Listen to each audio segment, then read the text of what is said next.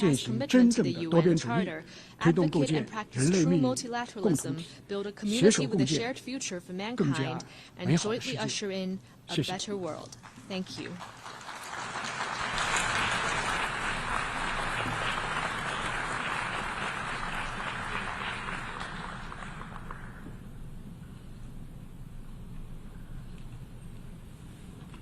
I thank the Special Representative of President Xi Jinping, member of the Political Bureau of the CPC Central Committee, and Minister for Foreign Affairs of China.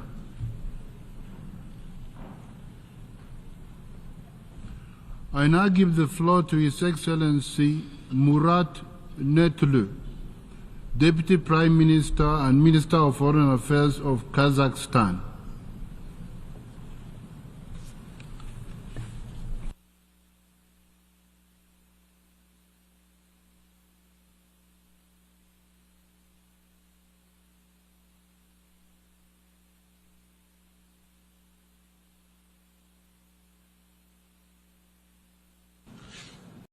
Mr. President, Mr. Secretary General, Excellencies, ladies and gentlemen, let me first congratulate His Excellency Philemon Yang on his election as the President of the current session.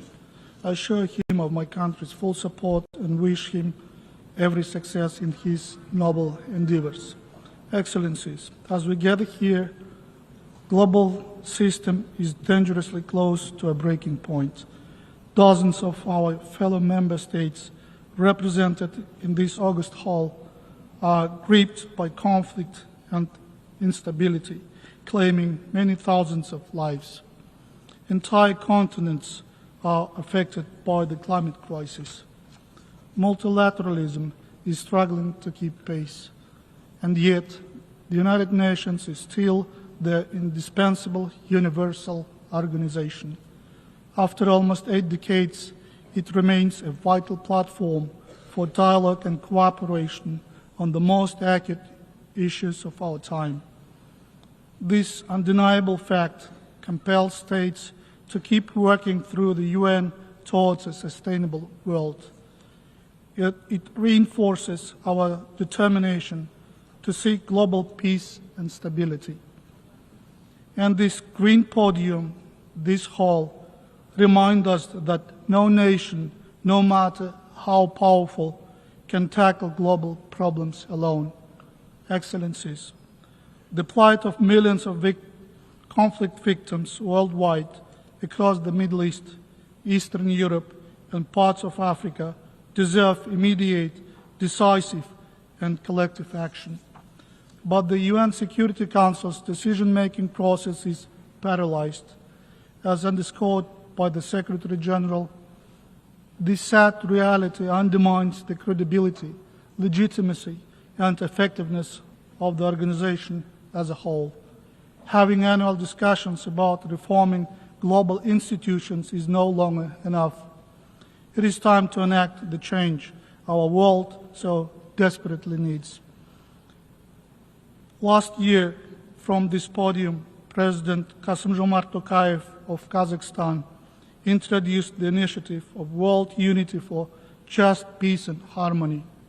This visionary framework seeks to cultivate peace, stability, and security through meaningful and equitable engagement between the global South and global North. The voice of middle powers and developing nations are vital in bridging divides, and nurturing a more effective international security architecture. It is in this spirit that I invite all nations to embrace my country's initiative. Together, we can pave the way for a more harmonious and united world. Excellencies, the pressing risk of another nuclear arms race is exacerbating geopolitical polarization. For over 4 decades, Kazakhstan's people and land were subject to the devastating effects of 456 nuclear tests. Nuclear disarmament and non-proliferation are key pillars of my country's foreign policy. Kazakhstan is therefore deeply concerned by the escalating rhetoric of nuclear threats. We appeal to all nuclear states to adhere to the Non-Proliferation Treaty and Comprehensive Nuclear Test Ban Treaty. I also urge those countries who have not joined the treaty on the prohibition of nuclear weapons to do so as soon as possible for the safety, stability, and survival of our world. As the chair of the 3rd meeting of the TPNW, we will promote establishment of an international trust fund for assistance to victims of nuclear tests. Excellencies, another existential threat to no nation can afford to ignore is climate change. This year is expected to be the hottest on record. Droughts, floods, and other weather calamities continue to cost lives and damage economies around the globe. We therefore call again on G20 countries and multilateral development banks to share the burden by providing green technologies and concessional financing to low and middle-income countries in line with the Paris Agreement. Our region stands on the front line of global warming, despite accounting for only 1% of global emissions. Central Asia will face an above-average 2.5-degree increase in temperatures by 2050. This sober reality has deepened our commitment to addressing climate change. That is why my country will host the Regional Climate Summit in 2026, aimed at further enhancing cooperation among UN members on climate resilience and green transition. One of the consequences of climate change is water scarcity across the world. It undermines food, energy, ecological systems on every continent.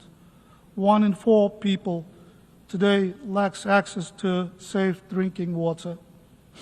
And if this trend continues, by 2050, more than 5 billion could suffer water shortages. In Central Asia, by that time, water deficiency will affect 25 to 30% of the population. Meeting this challenge requires both serious political will and resources, including scientific and economic ones.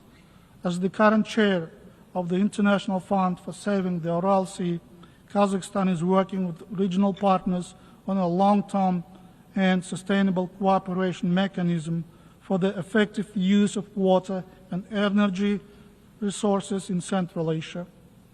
Our approach takes into account the interests of all stakeholders in irrigation, hydropower, and environmental protection. Excellencies, the largest landlocked country, Kazakhstan, actively promotes the interests of all LLDC countries in addressing the multifaceted challenges our group faces. Despite significant strides, we are still far from implementing the Vienna Programme of Action.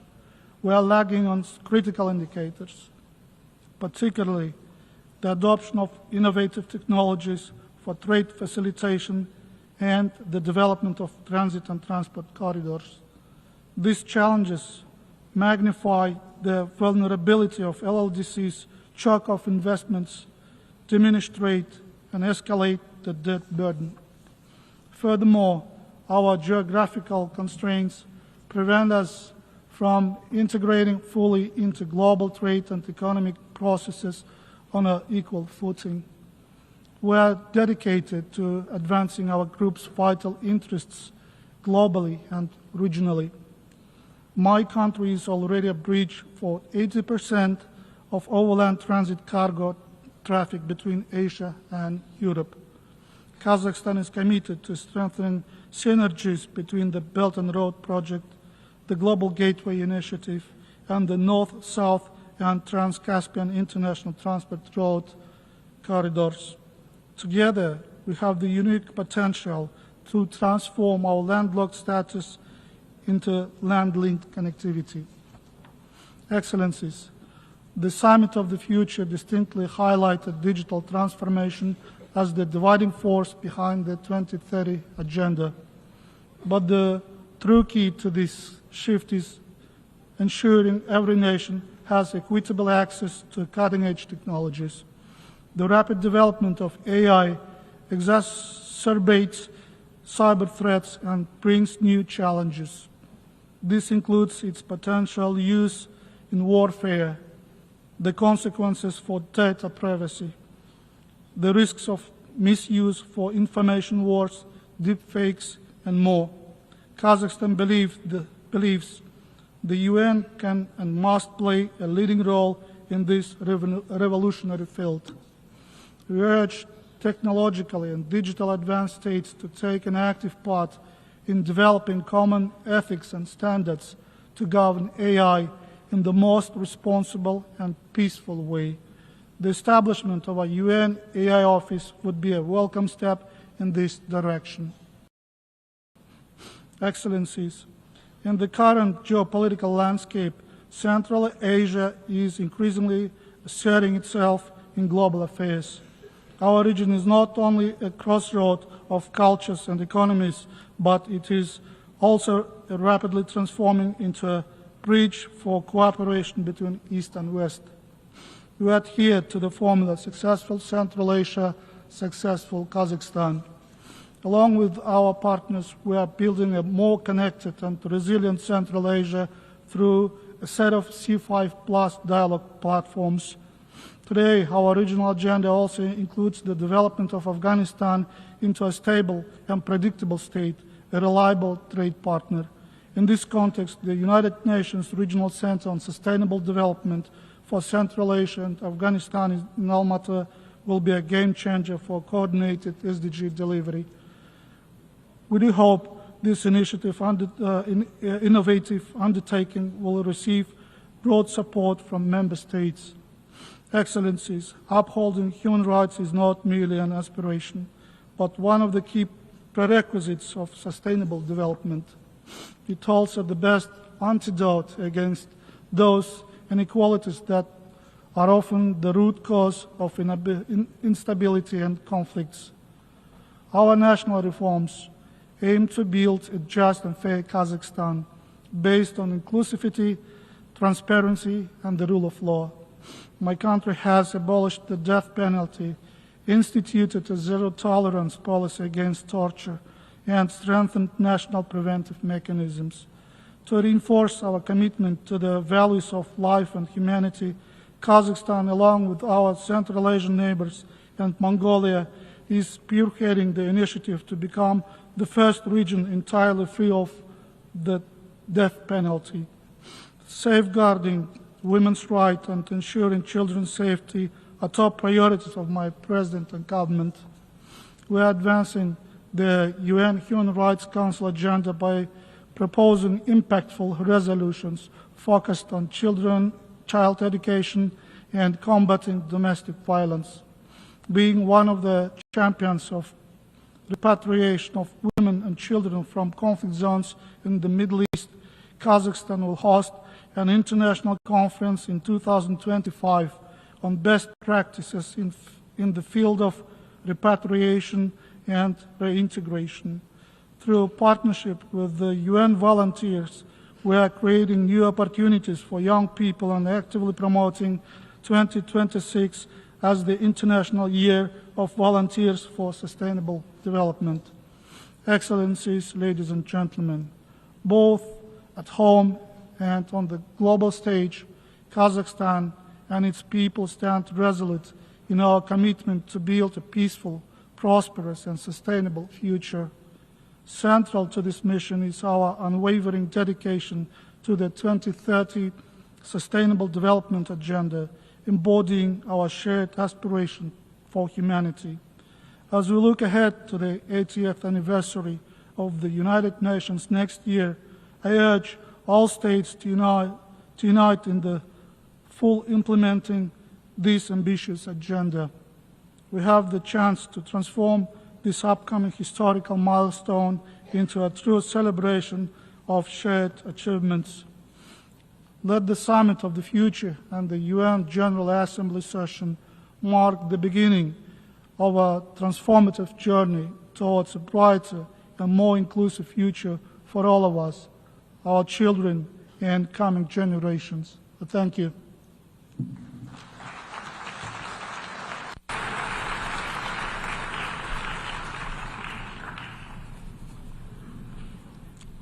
I thank the Deputy Prime Minister and Minister of Foreign Affairs of Kazakhstan.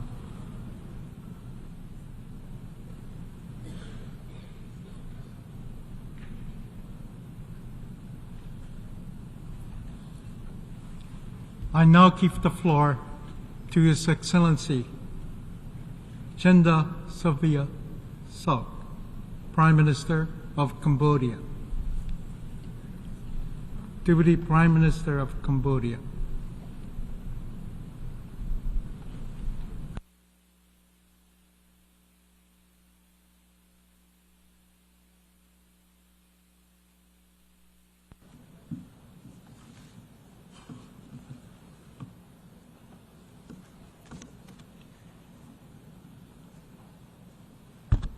Mr. President, Excellencies, distinguished delegates. your chosen theme, leaving no one behind, acting together for the advancement of peace, sustainable development, and human dignity for present and future generations, mirrors the prevailing aspiration of the international community despite intractable security threats and challenges, as well as uncertainty and continuously evolving geopolitical landscape. The current picture of the world is grim. Violent armed conflict in Ukraine, Gaza, Lebanon, Sudan, Myanmar, and many other parts of the world rage on despite efforts to de-escalate them. Worse, with intensifying geopolitical tensions, any misstep in various flashpoints may trigger a regional or even global war, potentially involving nuclear weapons.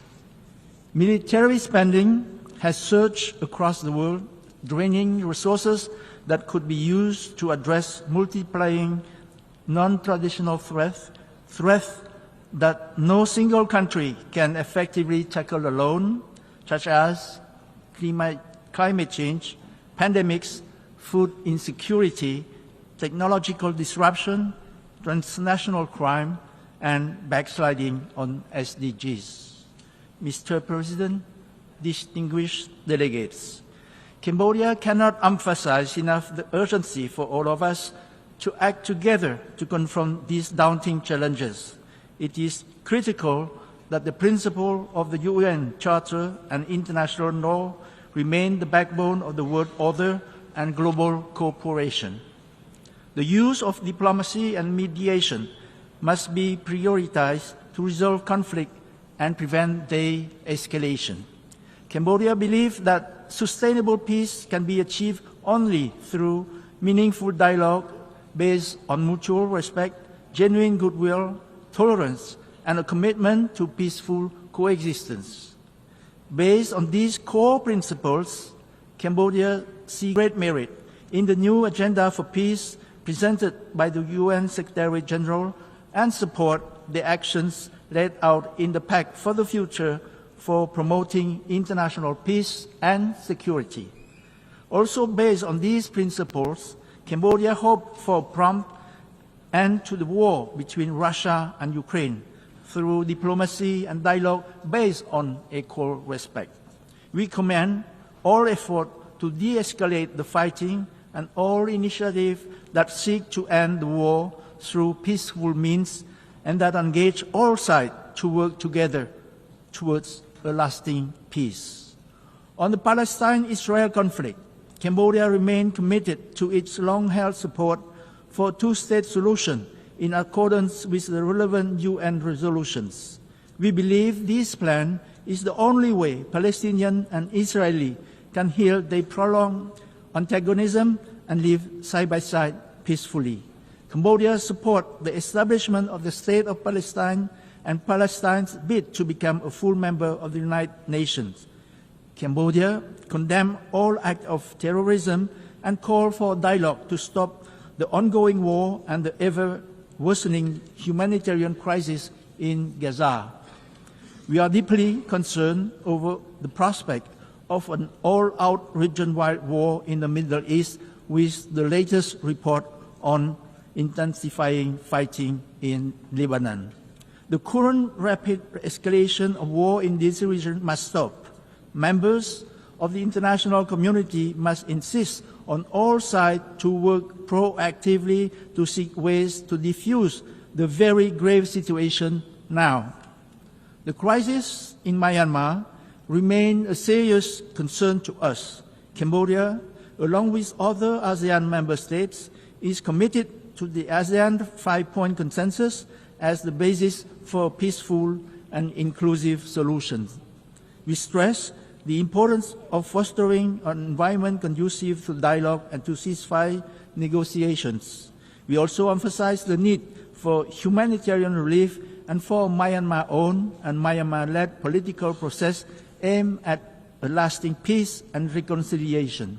ASEAN, on the strength of its diversity, should continue to lead the effort to help Myanmar restore normalcy under Laos chairmanship. On the other hand, Cambodia welcomes the appointment of UN Secretary General on Myanmar and look forward to her working closely with the ASEAN Chair, own Special Envoy on Myanmar. A final point. Cambodia opposes unilateral coercive measures. They have a detrimental impact on ordinary citizens in targeted nations. Sanctions and economic blockades disproportionately harm the most vulnerable and impede achievement of the Sustainable Development Goals. Mr. President, distinguished delegates, let me touch now on leaving no one behind. Given Cambodia's own dark past, we believe that peace is the key prerequisite for development, especially development that is sustainable and inclusive. Cambodia sees the attainment of sustainable development and human dignity for every individual as an absolute necessity. Cambodia's current long-term development strategy, called the Pentagonal Strategy, aims to build Cambodia into a vibrant and just society that thrives on lasting peace, political stability, good governance, and respect for the rule of law. With economic growth projected to reach 6% in 2024, Cambodia is on track to further reduce poverty to below 10% by 2028. It is also on track again to gain upper middle income status by 2030 and high income status by 2050. How do we get there? First, Cambodia will give top priority to building its human capital to meet the demand of the digital age. We will invest more on, first, quality education, science, and technology. Second, training and technical skill. Third, health and well-being. And fourth, food security and equal social protection with special attention to women, girls, and the marginalized. Second, we will deepen economic diversification by developing key sectors such as transportation and energy, and we will promote new drivers for economic growth and job creation. The construction of the Funan Techo Canal, inaugurated last month, will connect our capital Phnom Penh to the Gulf of Thailand. It will be a game changer for sustainable growth in Cambodia and for improving the livelihood of our people. Third, to enhance efficiency, inclusion, and access to public services, Cambodia will accelerate the development of e-government and of a digital economy and society. I am happy to note our significant investment in financial inclusion with the introduction of an interoperable digital payment system by the central bank using blockchain technology called Bakong. Fourth, we take a whole of society approach to development that seeks to enhance resilience, sustainability, and inclusion by promoting gender equality, a green and circular economy, and environmental protection.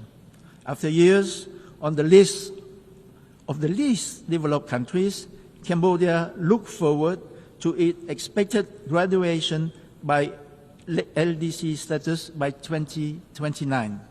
Reaching these milestones will reflect our impressive progress on our journey of revival and development. Mr. President, distinguished delegates, Cambodia values multilateralism, the rule-based international order, the principle enshrined in the UN Charter and international law. These are indispensable for consensus building and mobilizing concerted actions. And we worry that confidence in the fairness and effectiveness of multilateralism is eroding. Conflicts are multiplying. Geopolitical competition is intensifying. Adherence to international regimes is declining on many fronts. Arms control, trade, the environment, human rights. In this time, that member states reaffirm, it is time that member states reaffirm their commitment to the global system and rebuild trust in it. The United Nations, with its unparalleled convening power, has long been the driving force in addressing global challenges and promoting cooperation among states.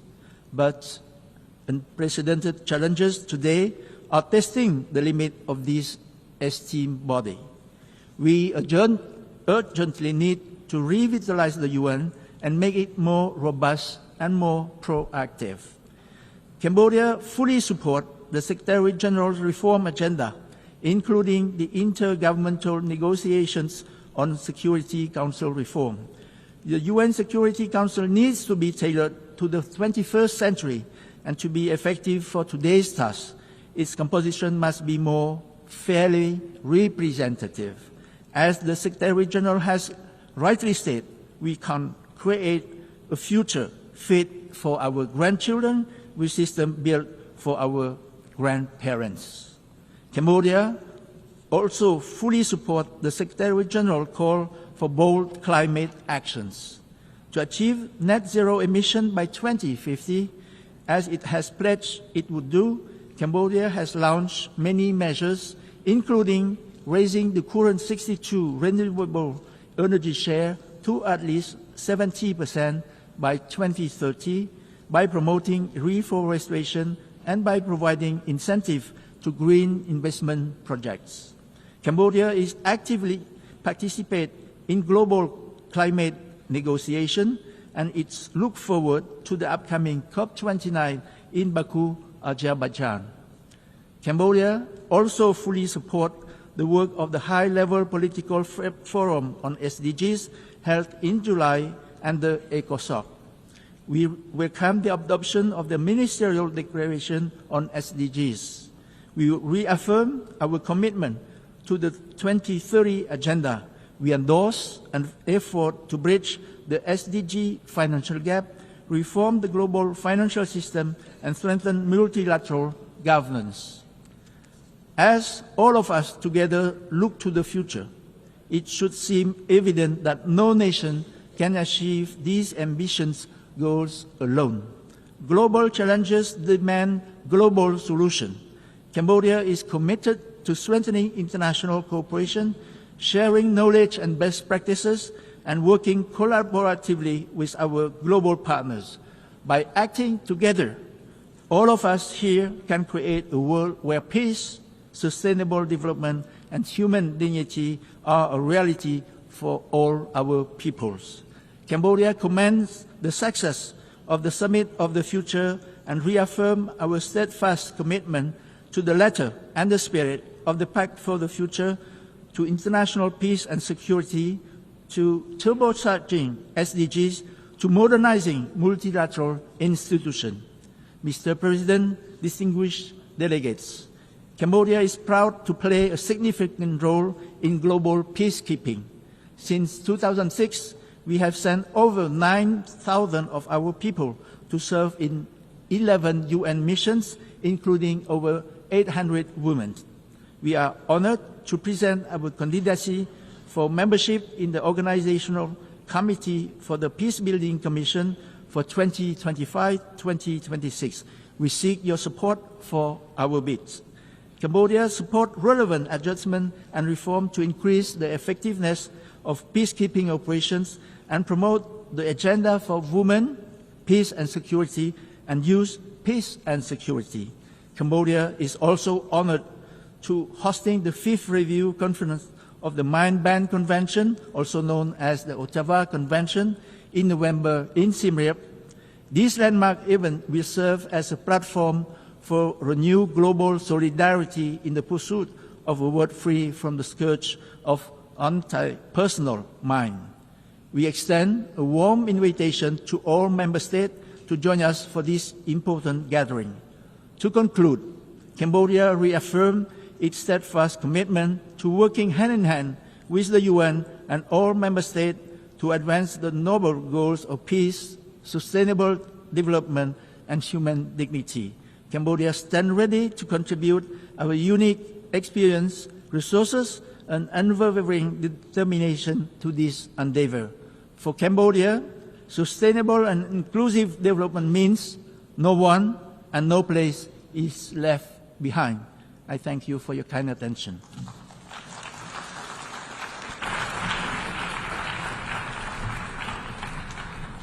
I thank the Deputy Prime Minister of Cambodia.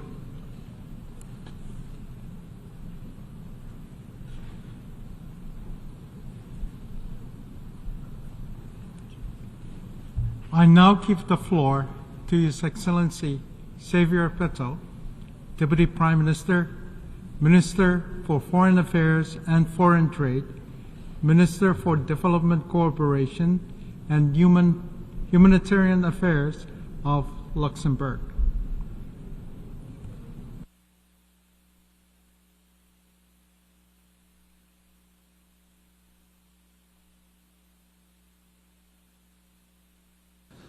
Mr. President, dear colleagues, it's an honor to be in front of you again for being able to speak about the situation and how we see the world. I listened to a lot of speeches, and when I listened to the main theme of the topic we had last week and the beginning of the week, no one behind, I have to tell you that we are in a special situation. How should you explain to someone in Palestine, in Lebanon, in Kiev, in so many different places around the world, that we want to leave no one behind? That's just because of war. How would you explain to some of the countries now that after some national elections, the development and the aid for those more poor countries are cut by saying no one behind? How do you want to say to people waiting outside, demonstrating outside, that we came here together to find solutions about all the troubles that we have nowadays? I can tell you that for them, we are just discussing, but not acting. We are like a very barking dog without teeth, barking all the time, but leaving so many people behind. That's just a not so optimistic introduction, but this is the case how it is today, when I see that for the moment 60 conflicts are existing and about 50 conflicts could start tomorrow. So in total we have about 115 conflicts potentially or existing already. And they go from Congo to Yemen, from Sudan to Myanmar, from Syria to Venezuela, from Haiti to Libya, from Armenia to Azerbaijan could happen tomorrow. So you see, the whole world is, in fact, if you look geographically, in conflict. You have these big conflicts we speak a lot about, but you have also all these little conflicts who are not on our agenda every day, but where people suffer that much also. I have next week a meeting of the French-speaking countries, and as I want to be welcomed, excuse me that I will continue also in French. Quand je parle des grands conflits qui existent, permettez-moi de commencer par celui de l'Ukraine. Nous avons eu cette semaine la présence du président Zelensky et beaucoup d'entre nous sont allés à Kiev, sont allés soutenir aussi les collègues ukrainiens. Et je me rappelle des discussions qu'on a eues aujourd'hui. Je vois un ou deux représentants de la Fédération de Russie dans cette salle, ce qui est pour moi déjà un moment nouveau, car la plupart du temps, quand on prend la parole, ils quittent la salle, de pouvoir tout simplement leur demander encore aujourd'hui pourquoi cette guerre. Pourquoi cette guerre? Je me rappelle très bien au début de ce conflit, certains d'entre vous ont trouvé que ce n'était pas mon rôle, mais je l'ai fait quand même, de dialoguer avec le président Poutine et de dialoguer aussi avec le président Zelensky et d'essayer de trouver un point d'échange. Et je me rappelle des argumentaires, et je ne parlerai pas ici publiquement de l'échange que j'ai eu avec le président Poutine, mais des arguments qui ont poussé la Russie à faire la guerre à l'Ukraine. Je tiens à vous rappeler que c'était les nazis qui étaient présents partout, soi-disant en Ukraine, que c'était l'Ukraine qui voulait faire peur à la Russie, qui était un danger pour la Russie. Commencer la guerre est facile. Terminer la guerre est ce qui demande de la grandeur. Et on peut faire des conférences de paix, on en organise, mais sans la présence de la Russie ni la présence de la Chine, croyez-moi que ce sont des moments de soutien moral à l'Ukraine. Et si on veut trouver une solution, on doit trouver un moment où on est tous les partenaires autour de la table pour pouvoir trouver une solution pérenne aussi pour l'Ukraine. Nous avons fait nous-mêmes le Luxembourg et nous sommes un petit pays. 2 fois, nous avons été victimes d'agression. 2 fois, nous avons eu un voisin qui a pensé qu'il savait mieux ce qui était bon pour mon pays que nous-mêmes.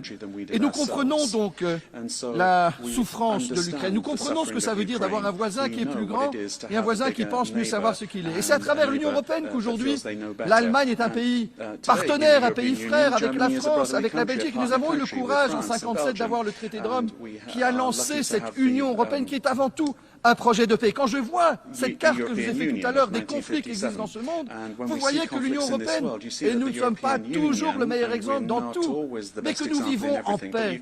Et cela va des pays baltes jusqu'au Portugal, cela va de la Grèce jusqu'à l'Irlande. Et vous voyez que ça marche de pouvoir se mettre autour d'une table, de discuter, où à l'époque, quand il y avait des conflits, c'était les armes et plutôt la force qui était la réponse. Donc mettons-nous avec nos partenaires autour de la table, mais faisons des dialogues de paix où nous avons aussi le partenaire russe qui participe, avec le partenaire chinois qui participe, et que nous ayons un programme et un plan aussi pour l'avenir. Alors nous avons, le Luxembourg est comme il peut, nous avons beaucoup soutenu tout ce qui est déminage, car n'oublions pas, et je reviens de pays d'Asie, je reviens du Laos, où encore aujourd'hui, 30 ans après la guerre, 40 ans après la guerre, des gens meurent à cause des reliquats de la guerre qui sont les mines. Et n'oublions pas que même si demain la guerre en Ukraine est terminée, il y aura encore des victimes demain, après-demain et encore après de la part de conséquences humaines d'avoir déposé des mines aussi partout. Nous devons aider aussi les enfants qui sont déportés en Russie et nous devons aussi que l'impunité ne soit pas la règle dans ces choses. Quand je parle de grands conflits, vous comprenez qu'après l'Ukraine, je ne peux pas passer à côté du Moyen-Orient. Et nous avons eu cette semaine des discussions avec les partenaires pour une solution à 2 États. Pour moi, ce qui compte, c'est qu'aujourd'hui, on doit être conscient qu'il n'y aura pas de vainqueur de cette guerre. Il n'y aura pas de vainqueur de cette guerre. Qu'est-ce qu'on est en train de provoquer? Comment voulez-vous expliquer à un jeune Israélien que la Palestine est un pays ami alors que sa sœur ou son frère sont peut-être encore otages du Hamas? Comment voulez-vous expliquer à un jeune Palestinien que Israël est son pays voisin et son ami alors qu'il a enterré ses parents la veille? Ça, c'est la réalité du terrain. Qu'est-ce que nous sommes en train de provoquer? Des générations de haine pour les 20 et 30 prochaines années, où ils n'arriveront pas à se mettre autour d'une table, où la haine est profonde, elle est existante, et l'un va continuer à détester l'autre. Est-ce que nous sommes conscients de ça? Alors j'ai écouté hier le Premier ministre israélien. Il a eu le chef du Hezbollah, alors ils ont... Si demain on pouvait me dire, après la mort du chef du Hezbollah, il n'y aura plus de terrorisme. Mais c'est aussi croire que ces actes terroristes, ces organisations terroristes ne sont pas comme des pieuvres. Si vous coupez un bras, il y a un autre bras qui va arriver. C'est une idéologie. Et le meilleur rempart contre le fanatisme, c'est d'avoir une espérance en tant que jeune. Et nous sommes en train de détruire les espérances. Nous sommes en train de créer, si nous ne trouvons pas de solution rapidement, une future génération d'adhérents du Hamas, du Hezbollah, des gens qui se détesteront dans une région qui est déjà très conflictuelle. Nous avons 40 000 morts déjà à Gaza. Nous avons à l'UNGA, qui est une organisation qui vient de cette maison. Je tiens à vous le rappeler. Alors qu'Israël veut la mettre sur la liste d'organisations terroristes, est-ce que nous allons tous accepter que notre propre agence qui travaille là-bas soit considérée comme une organisation terroriste? Et pour ceux qui ne connaissent pas le travail de l'UNRWA, je vous conseille d'aller en Palestine et de voir ce que fait l'UNRWA sur le terrain. Sans UNRWA, pas de soins. Sans UNRWA, pas d'éducation. Sans UNRWA, pas de nourriture. L'UNRWA fait tout dans ce pays. Actuellement, mais il s'occupe des détritus et des ordures pour que la Palestine ne déborde pas. Ils font tout là-bas. Allez voir sur place. Plus de 200 personnes de l'UNRWA ont déjà payé de leur vie le travail qu'ils font là-bas pour les Palestiniens. Alors si nous acceptons ici que l'UNRWA soit considérée comme une organisation criminelle, on ouvre la boîte de Pandore pour tout. Nous devons tout simplement voir qu'aujourd'hui il n'y a pas d'alternative à l'UNRWA. Et ce n'est pas l'un ou l'autre qui va dire « je pourrais supplanter l'UNRWA, c'est moi qui vais m'occuper de la Palestine demain » qui arrivera à le faire. Donc vraiment un vif appel à vous tous pour convaincre Israël que si c'est la volonté de mettre une propre agence de notre maison ici sur une liste terroriste et qu'on ne réagisse pas, on est complice en fait d'accepter tout.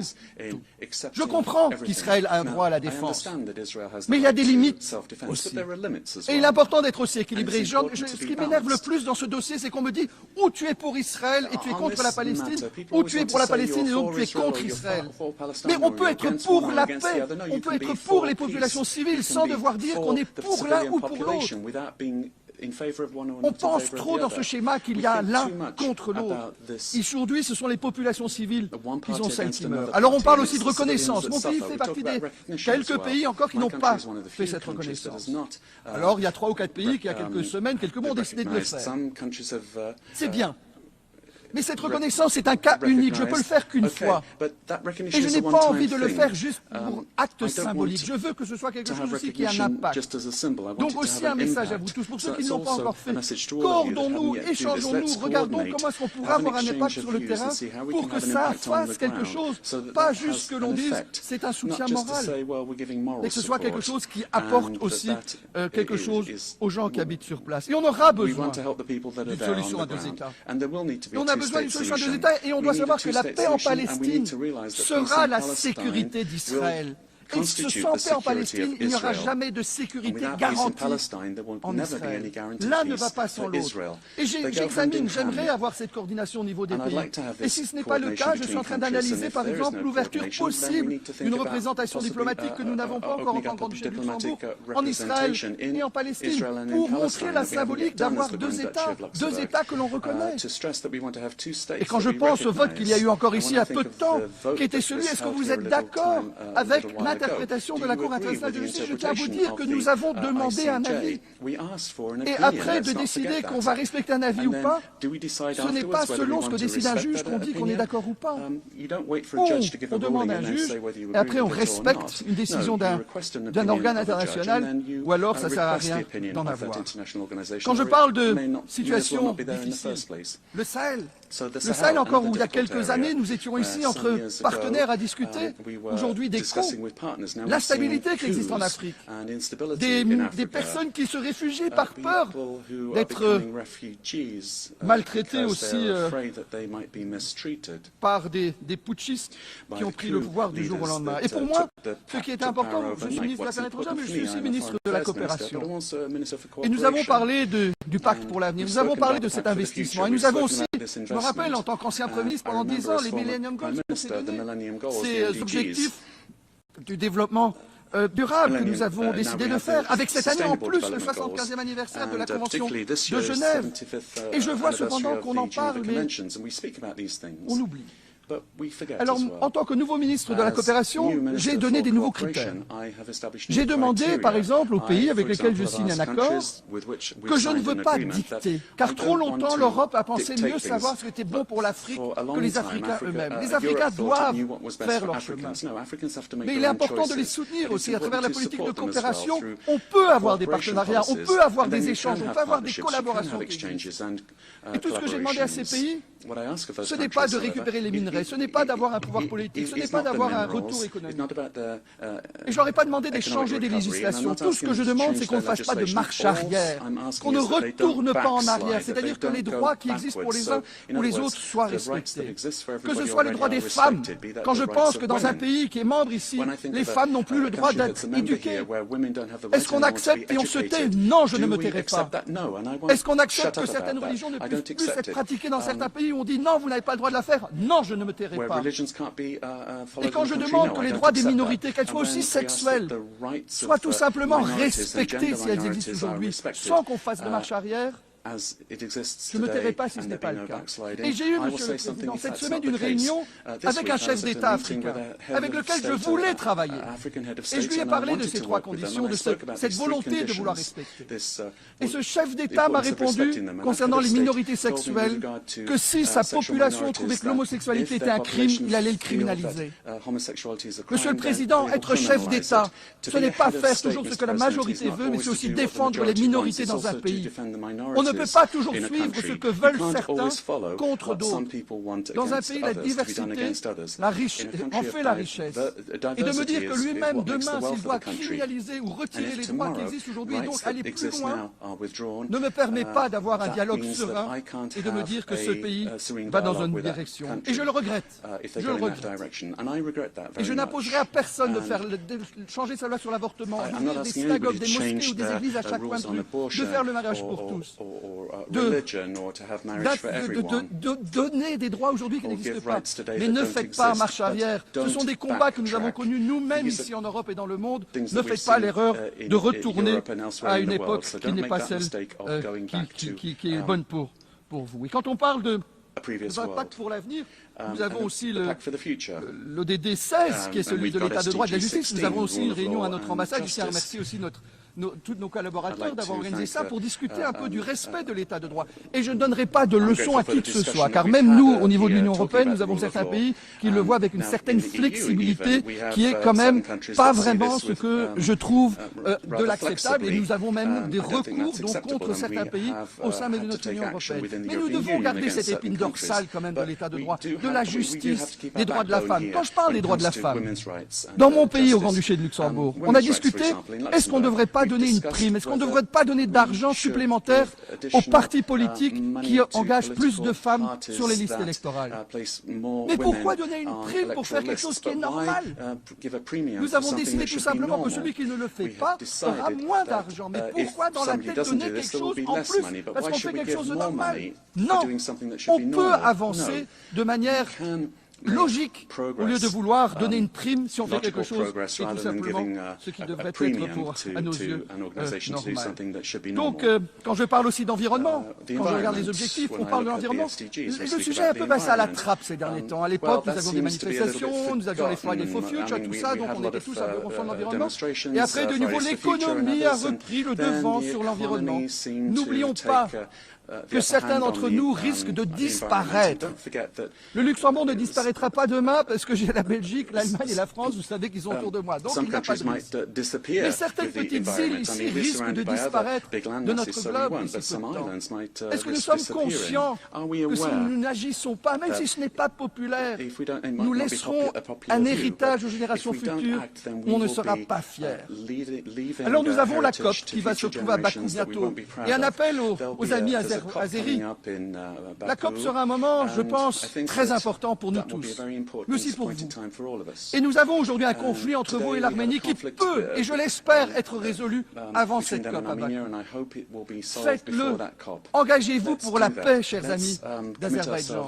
Montrez qu'on puisse être fiers de venir à Bakou, qu'on se réjouisse de travailler ensemble, d'avoir des résultats où tout le monde sera content d'aller sans avoir derrière, dans l'arrière-tête, se poser la question, est-ce que nous avons un risque que demain il puisse y avoir un conflit entre l'Azerbaïdjan et l'Arménie? Faites-le, c'est tout ce que je peux encore vous recommander. Concernant ce chien qui aboie et qui ne mord pas, oui, nous avons au niveau européen des règles et ici aussi au niveau de l'ONU des règles qui datent de la Deuxième Guerre mondiale. Nous avons un reliquat de la Deuxième Guerre mondiale. Nous avons un reliquat de la Deuxième Guerre mondiale avec les 5 permanents. L'Afrique pas représentée. Aujourd'hui se demander en 2024 comment est-ce qu'on peut avoir un Conseil de sécurité qui parle du monde sans avoir carrément un continent comme l'Africain pas représenté. Première chose. Alors on nous pousse maintenant en nous disant mais ce serait bien qu'on rajoute tel pays, tel pays, tel pays, tel pays en tant que membre permanent. Je ne m'y oppose pas. Mais ce n'est pas en élargissant le cercle des privilégiés qu'on sera plus efficace. Si on veut vraiment être plus efficace, on doit se poser la question, est-ce qu'il est normal qu'un membre permanent puisse, à travers un veto, bloquer un processus? Non. Je pense qu'on doit s'imaginer, pourquoi pas se dire qu'une réforme du Conseil de sécurité serait celui que si un pays fait un veto, une majorité des 2/3 pourrait voter dans l'autre direction que celui qui a émis le veto, et que dans ce cas-là, il y aurait un vote en assemblée plénière, ici en assemblée générale, et si aussi 2/3 votent dans l'autre direction que celui qui a émis le veto, que dans ce cas-là, ce veto soit pas effectif. Si on veut avancer, ce sera le seul moyen, et se dire qu'on va avoir plus de membres au Conseil de sécurité permettra d'être plus efficace, ce sera juste encore élargir plus le problème, parce qu'on donnera encore à plus de gens cette possibilité de droit de veto. Donc, j'en conclurai là, Monsieur le Président, pour dire que être un membre permanent de cette maison n'est pas un privilège, c'est une responsabilité. Et si on regarde l'époque, ça a été fait par des pays qui étaient là pour garantir la paix. C'était les grands pays. C'était les grands pays qui étaient là parce que c'était des garants de paix. Alors qu'aujourd'hui, certains d'entre eux sont plus des troublemakers et empêchent de trouver des accords de paix qui sont pourtant dans l'intérêt de tous. Mon rêve, Monsieur le Président, c'est un jour de pouvoir m'adresser ici devant vous, étant convaincu qu'on puisse dire que dans ce monde, et je l'ai déjà dit il y a 3 ou 4 ans dans mon discours, que dans ce monde, nonobstant l'endroit où je nais, la couleur que j'ai, la religion que j'ai, le sexe que j'ai, l'orientation sexuelle que j'ai, le portefeuille de mes parents, j'ai les mêmes chances, les mêmes droits, mais aussi les mêmes devoirs. Dans ce cas-là, je serais fier de faire partie d'une communauté internationale. Je vous remercie.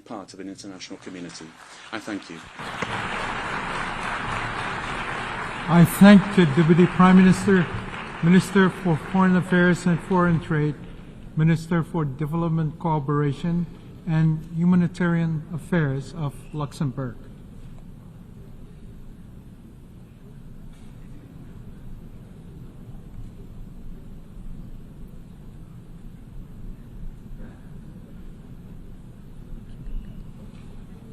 I now give the floor to His Excellency Abdoulaye Maïga, Deputy Prime Minister, Minister of State, Minister of Territorial Administration and Decentralization of Mali.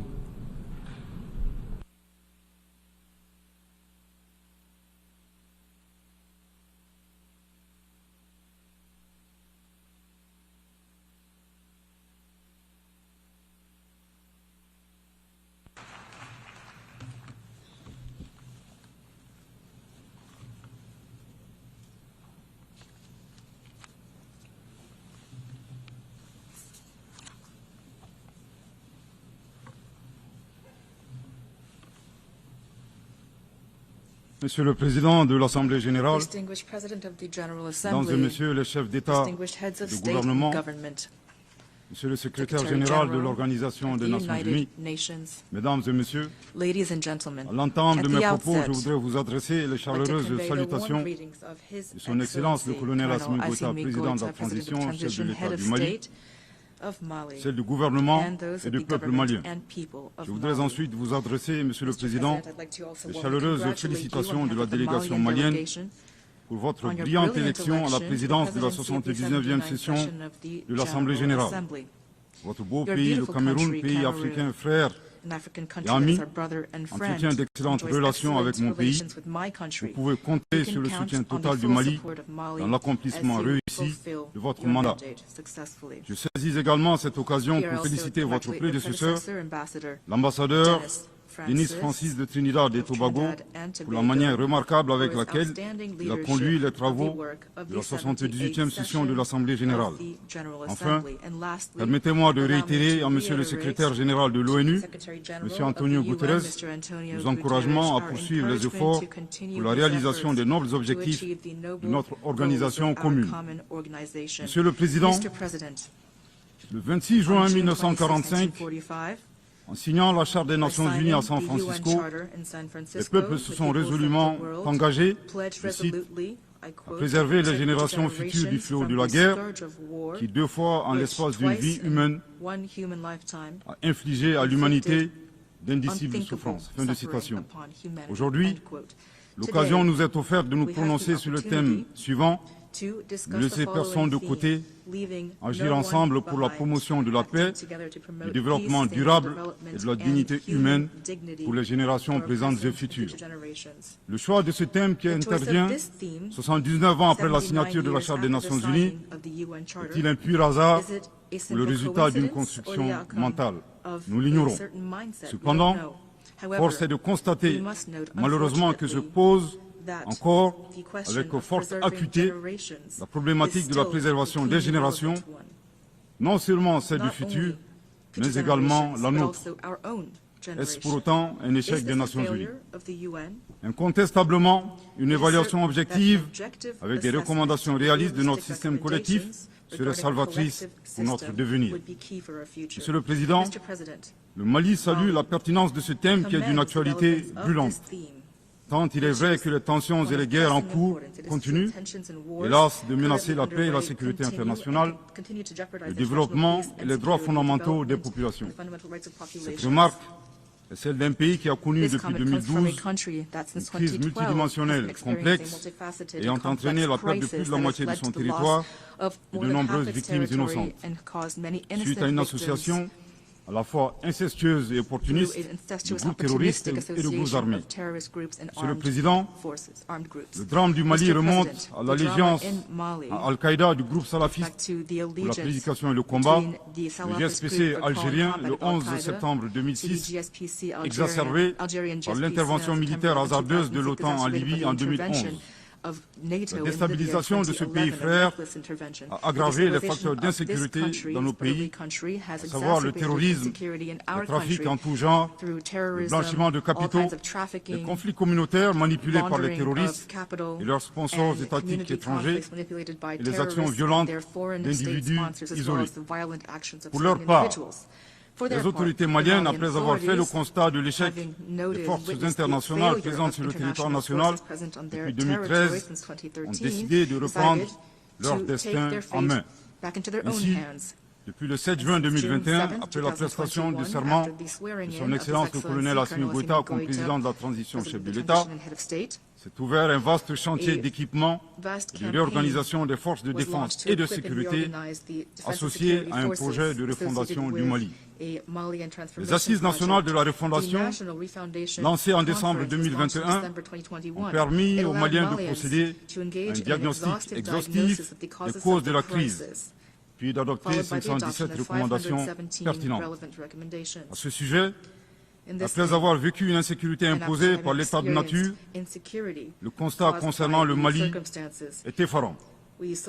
Violenté, humilié, pillé et torpillé, abandonné en plein vol, poignardé dans le dos, les expressions ne sont pas limitatives pour décrire la souffrance subie par le peuple et les forces de défense et de sécurité maliennes. Fort de cette expérience et réalisant que le péril malien ne résultait que de l'état de nature, Son Excellence le colonel Assimi Goïta, président de la transition, chef de l'État, s'est contraint d'élaborer une vision réaliste de la géopolitique en convoquant un proverbe populaire en langue bambara, qui traduit librement et contextualisé, je cite, « La succulence de la sauce des uns dépend du pillage des bovins des autres ». Fin de citation. Thomas Hobbes, décrivant l'état de nature de manière identique, affirmait, je cite, que l'homme est un loup pour l'homme. Grâce à ce proverbe qui fait référence à la gastronomie et à la synégétique, le chef de l'État décrit la dure réalité impitoyable des relations internationales et surtout la place de l'Afrique dans le pillage des matières premières a servi au développement des autres et non celui des Africains dans leur grande majorité. À cette vision s'ajoute une orientation du chef de l'État qui appelle les Maliens dans le cadre de la refondation à redevenir eux-mêmes. En effet, le chef de l'État a procédé le 23 avril 2024 au lancement du programme national d'éducation aux valeurs qui vise un retour aux sources sans lesquelles il serait difficile d'envisager un avenir radieux pour notre pays dans sa quête légitime de souveraineté. L'invitation à redevenir nous-mêmes nous serait faire l'économie de la question de savoir qui nous sommes. La réponse immédiate à cette interrogation est donnée par la devise du Mali, un peuple, Une grande famille, nation cosmopolite, un but, magnifier la diversité dans l'unité, unis pour bâtir le bien commun, enfin une foi, la foi à ce que Dieu a donné comme ressource pour la réalisation de la prospérité. En vue de donner plus de relief à la définition du malien, le professeur Ibrahim Diaye, expert au sein du comité chargé de la mise en œuvre du programme national d'éducation aux valeurs, indique que le malien se caractérise d'une part par 5 valeurs cardinales, à savoir l'humanitude, l'empathie, l'obligation de transmettre les valeurs humaines aux générations futures, le sens de l'honneur, l'acceptation de la différence et de l'altérité au plan sociétal, humain et culturel. Et d'autre part, 5 principes inviolables en lien avec le pays lui-même, à savoir un Mali indivisible, inaliénable, non hypothécable, nul ne peut en disposer comme propriété privée, impérissable. Monsieur le Président, en privilégiant d'être eux-mêmes, les Maliens créent une troisième voie, ne pas devenir des prédateurs, des barbares sans foi ni loi, à la recherche des bovins d'autrui, ne pas devenir les éternelles victimes impuissantes face à la prédation. La voie médiane promue par le Mali consiste à réaliser notre développement en empruntant un chemin plus vertueux. Veiller au respect de notre souveraineté tout en respectant celle des autres. Refuser l'hétéronomie tout en refusant de nous ingérer dans les affaires intérieures des autres. Être ouvert à tous les partenariats sur une base gagnant-gagnant. Aussi, il est important de relever que ces principes et valeurs caractérisent mutatis mutandis les peuples frères du Burkina Faso et de la République du Niger. Concernant le processus de transition politique au Mali, il convient de rappeler que, à l'issue des assises nationales de la refondation, le peuple malien a fait le choix de mener des réformes politiques avant d'organiser les élections, en vue d'ancrer profondément une gouvernance vertueuse. La mise en œuvre des recommandations des assises a permis d'engranger des résultats tangibles, notamment la mise en place de l'autorité indépendante de gestion des élections, l'adoption de la nouvelle constitution le 22 juillet 2023, suite à un référendum bien organisé, le parachèvement de la réorganisation territoriale et administrative, le renforcement de la lutte contre la corruption et la transparence de l'action publique, la relecture du code minier plus équitable et favorisant le contenu local. Monsieur le Président, soucieux de pérenniser l'unité nationale, fondement de tout développement, le chef de l'État a annoncé le 31 décembre 2023 la tenue du dialogue intermalien pour la paix et la réconciliation afin, dit-il, d'éliminer les racines des conflits communautaires et intercommunautaires dans le but ultime de réconcilier les communautés. Respectant une approche participative et inclusive, le dialogue intermalien qui s'est déroulé en 3 phases, communale, régionale et nationale, permis aux Maliens de l'intérieur et de la diaspora d'échanger en toute transparence en vue de trouver des solutions endogènes de prévention, de gestion, de règlement des conflits. À la différence de l'accord pour la paix et la réconciliation issu du processus d'Alger, dont certains groupes signataires ont ouvertement basculé dans le terrorisme et qui était devenu un prétexte pour certains États de s'ingérer dans les affaires intérieures du Mali. Le dialogue intermalien a permis aux Maliens de laver leur linge sale en famille sans aucune interférence extérieure. Après la fin de l'accord d'Alger le 25 janvier 2024, aujourd'hui, le dialogue intermalien et ses recommandations officiellement remises au chef de l'État le 13 mai 2024 demeurent le seul cadre de règlement des conflits internes. Nous réitérons un appel à tous les Maliens à s'inscrire dans cette dynamique de réconciliation, une étape indispensable au retour à l'ordre constitutionnel apaisé et sécurisé grâce à l'organisation d'élections présidentielles. Sur le plan de la lutte contre l'insécurité, depuis que les forces de défense et de sécurité maliennes ont lancé des actions offensives de manière autonome, de nombreux succès ont été remportés sur le terrain de la lutte contre le terrorisme. Toutes les régions ont été reprises des mains des groupes terroristes, notamment la région de Kidal, le 14 novembre 2023, à la suite d'une opération militaire mémorable. Aujourd'hui, les groupes terroristes ont été sérieusement affaiblis. Les forces de défense et de sécurité sont déployées sur l'ensemble du territoire national. En outre, les actions offensives de nos forces se poursuivent pour démanteler les réseaux terroristes résiduels. Le gouvernement du Mali reste conscient que la réponse uniquement sécuritaire a ses limites. C'est la raison pour laquelle, en appui à l'action militaire, le gouvernement du Mali s'est doté d'une stratégie globale et intégrée ayant pour objectif la restauration de l'autorité de l'État sur l'ensemble du territoire national. Elle comprend des mesures politiques, administratives, du développement économique et social, y compris le dialogue avec les groupes armés et la fourniture de services sociaux de base à nos braves populations. En dépit de ces résultats fort appréciables, ces groupes criminels gardent encore une certaine capacité de nuisance dans leur tentative désespérée de porter atteinte à notre intégrité territoriale et de terroriser nos populations. Avec, et je me dois de le déplorer, du haut de cette tribune, le soutien de sponsors étatiques étrangers. Des sponsors étatiques étrangers. Après des années de dénonciation de ces acteurs étatiques qui soutiennent le terrorisme international, les autorités ukrainiennes ont violé ouvertement et de manière inédite la Charte des Nations Unies, ainsi que les conventions et résolutions pertinentes des Nations Unies relatives à la prévention et à la lutte contre le terrorisme.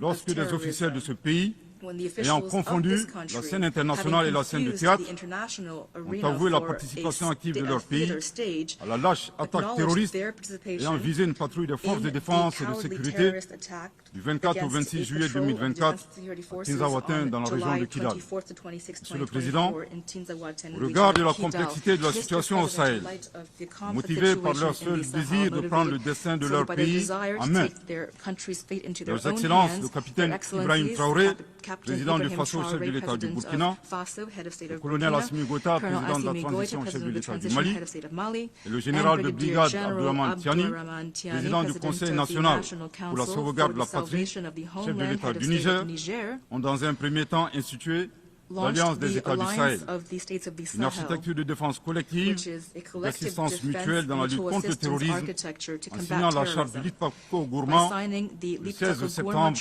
2023. 10 mois plus tard, précisément le 6 juillet 2024, les pères fondateurs de l'AES ont souverainement décidé de transformer ce mécanisme en une confédération centrée sur 3 axes: la diplomatie, la défense et le développement, avant de parvenir à terme à une fédération. En si peu de temps, des résultats édifiants ont pu être obtenus dans la lutte contre le terrorisme grâce à la mutualisation des moyens de défense, des opérations militaires conjointement menées et un engagement sans faille à éradiquer le terrorisme. C'est la raison pour laquelle les États membres de la Confédération des États du Sahel ont adressé le 19 août 2024 une lettre conjointe au Conseil de sécurité des Nations Unies pour dénoncer le soutien des autorités ukrainiennes au terrorisme international, condamner l'agression contre le Mali, demander au Conseil de sécurité de prendre des mesures appropriées contre les autorités ukrainiennes. Soit dit en passant, qu'il me soit permis de rappeler que ce nouvel envoi de lettres intervient pendant que le Mali attend encore la suite réservée à une précédente lettre de saisine du Conseil de sécurité des Nations Unies en date du 15 août 2022 afin d'exposer les actes d'agression français à son encontre ainsi que leur implication dans la promotion de 3 formes de terrorisme au Sahel, soit le terrorisme armé, le terrorisme économique et le terrorisme médiatique. Couvrant une superficie de 2 758 000 km², avec 71 millions d'habitants, majoritairement jeunes, un potentiel économique exceptionnel, un sous-sol riche de la quasi-totalité des éléments du tableau de Mendeleïev, la particularité de la Confédération des États du Sahel réside dans l'état d'esprit des chefs d'État, des peuples et des forces de défense et de sécurité de la Confédération, forts de leur dignité et de leur honneur. Motivés plus que jamais par le sang versé des leurs, décidés à combattre le terrorisme sous toutes ses formes et honorer la mémoire des victimes, civiles comme militaires, sahéliennes comme étrangères, de la barbarie, déterminés à défendre l'intégrité de leurs terres et assurer leur prospérité de manière pacifique. On le stipule, le préambule de la charte du Lipako-Gourmand fait référence à plusieurs organisations internationales, notamment la CEDEAO et les valeurs universelles.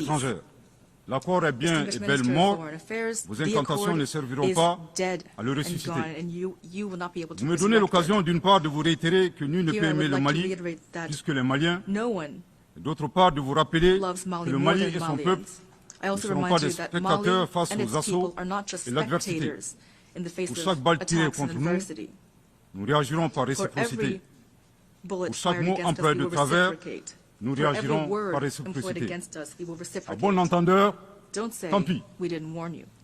Quant aux représentants permanents algériens, en plus d'offrir le gîte et le couvert, certainement avec de succulents plats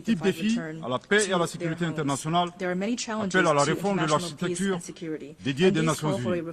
Dans la même veine, le Mali continue de plaider pour la réforme de la gouvernance mondiale politique, économique et financière afin de créer les conditions optimales et justes du développement de nos pays. Dans cette dynamique, le Mali continue de plaider pour la réforme des institutions financières internationales comme la Banque mondiale et le Fonds monétaire international. De même, nous saluons les modèles alternatifs et crédibles tels que les BRICS. Le changement climatique constitue également une menace réelle pour les générations présentes et futures. Nous devons avoir le courage de sortir du dogmatisme ambiant et des jeux d'intérêts étroits concernant cette problématique. À cet égard, le temps est venu de mettre effectivement en œuvre les décisions de nos sommets et de nos COP. Il est nécessaire que les pays à l'origine du réchauffement climatique assument leurs responsabilités pleines et entières, y compris celle de soutenir les efforts des pays du Sud pour un développement respectueux de l'environnement. Monsieur le Président, pour terminer, je voudrais faire observer que cette 79e session de l'Assemblée générale se tient dans un contexte de défis immenses pour nos États et pour nos institutions multilatérales. La paix et la sécurité internationale n'ont jamais été autant menacées depuis les deux grandes guerres, y compris par le terrorisme international et l'extrémisme violent. Dans un tel contexte, il sera difficile d'atteindre les objectifs de développement durable à l'horizon 2030 en termes d'éducation, de santé, d'accès à l'eau potable, d'énergie et de justice. Cependant, malgré ces péripéties, le Mali reste disposé à jouer toute sa partition dans la mise en œuvre de ses engagements nationaux et internationaux, tout en gardant un certain espoir en l'avenir. Que Dieu bénisse le Mali, préserve les Maliens des forces obscurantistes et destructrices du monde. Que Dieu bénisse la Confédération des États du Sahel, préserve les populations sahéliennes des forces obscurantistes et destructrices du monde. Que Dieu bénisse l'Afrique et préserve les Africains des forces obscurantistes et destructrices du monde. Que Dieu bénisse le monde et préserve l'humanité entière des forces obscurantistes et destructrices du monde. Je vous remercie de votre très aimable attention.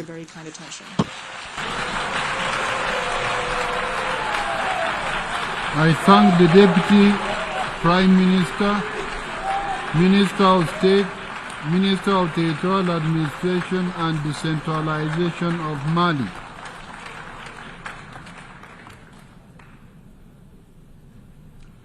I now give the floor to Her Excellency Retno Lestari Priansari Marsudi, Minister for Foreign Affairs of Indonesia.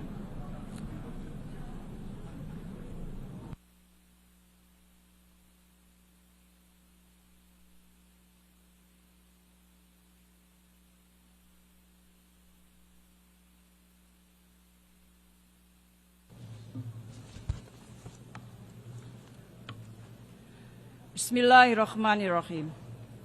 Mr. President, this is my last opportunity as the Foreign Minister of Indonesia to represent my country to speak before the UNGA. A decade of so many challenges, but at the same time, a decade of Indonesia's many contributions in addressing global issues. One of them is Palestine. Indonesia cannot, I repeat, cannot sit back and relax, seeing the injustice that continues to be committed against the people of Palestine. Indonesia is and will always stand with the people of Palestine to attain their right to have an independent state of Palestine. As I speak now, more than 41,000 people in Gaza have been killed. Situation in West Bank, Lebanon are deteriorating.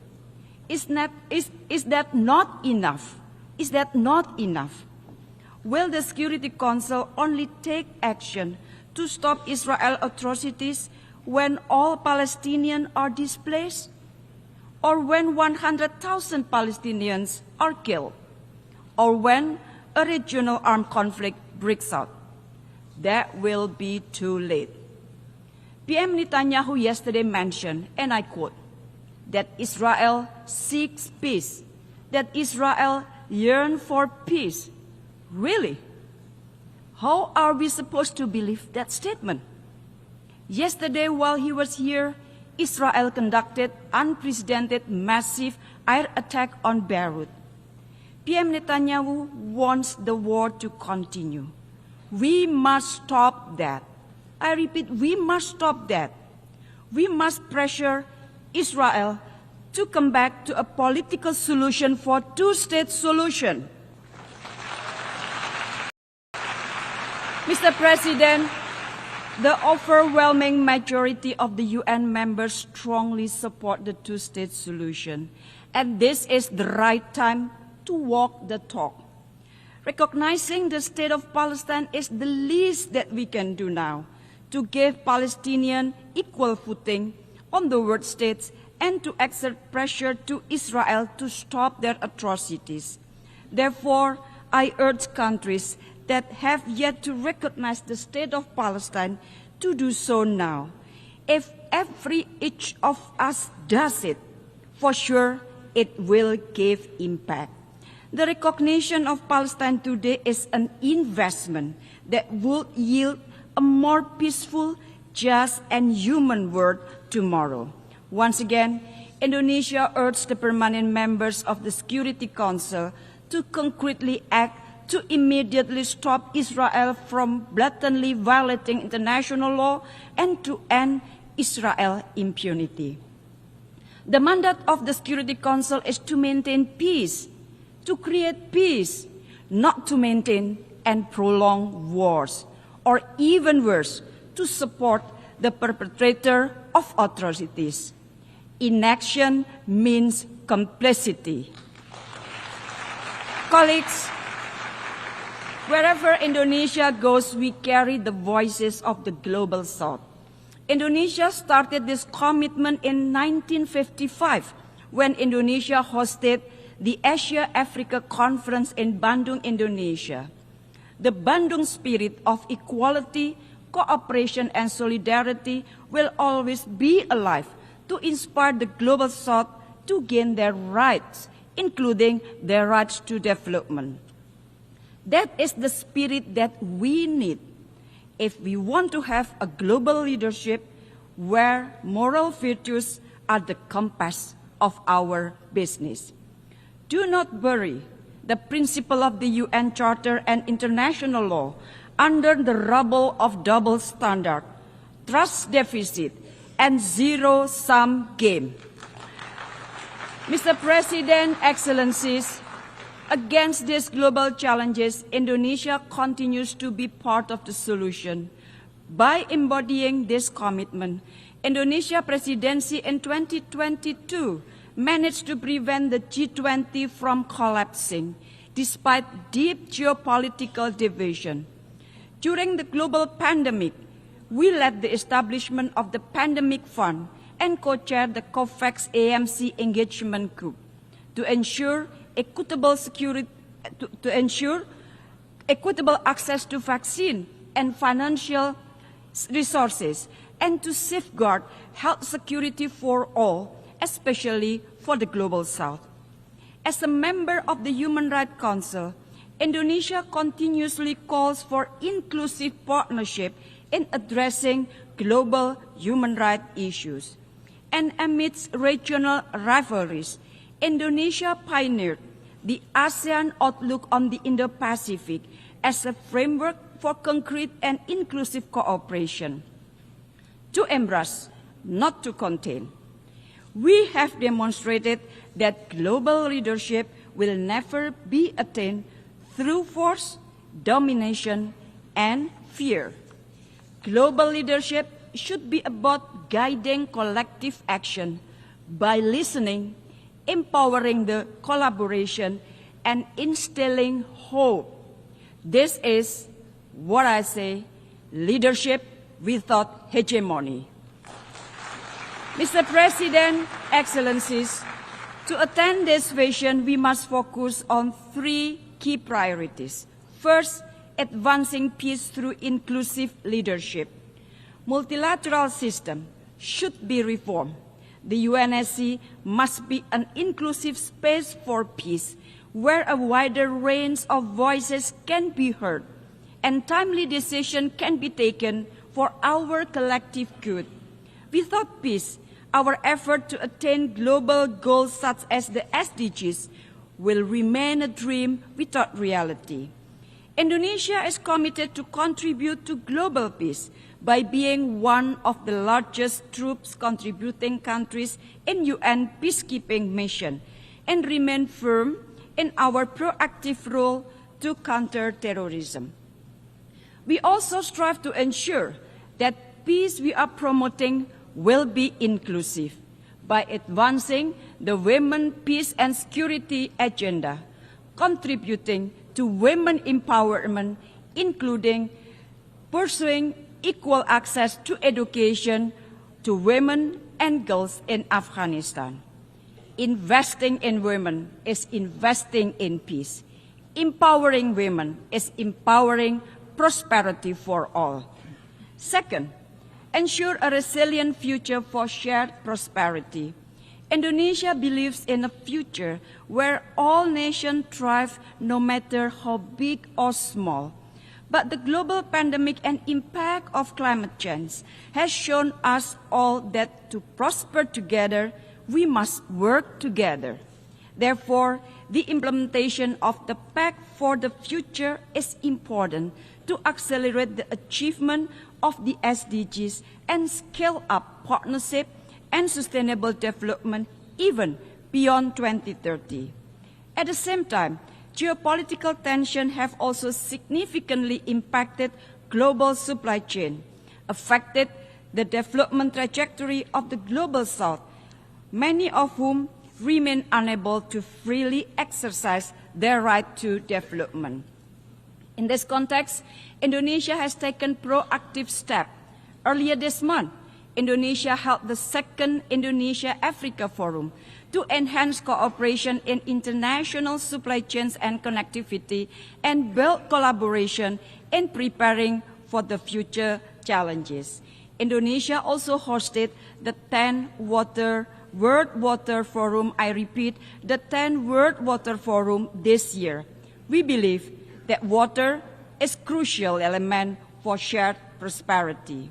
And third, building bridges to foster global collaboration. Colleagues, a winner takes all and take it or leave it mentality should no longer exist when collaboration is the only antidote in addressing the global challenges of today. For Indonesia, a world where the only option is us versus them will only result in the world of us or them. Global solidarity and collective responsibility is the essence of the Bandung spirit, and this spirit guided us through our G20 presidency in 2022, chairmanship of ASEAN in 2023, and continuous effort to voice the aspiration of the global South. Indonesia envisions a world where nations collaborate together to address shared challenges, uphold international law, and protect human rights and dignity of all people. In Southeast Asia, ASEAN with 650 million people has proven that diversity can coexist with stability, peace, and prosperity. Indonesia also continues to work with ASEAN to restore peace and stability in Myanmar through implementation of the ASEAN 5-point of consensus.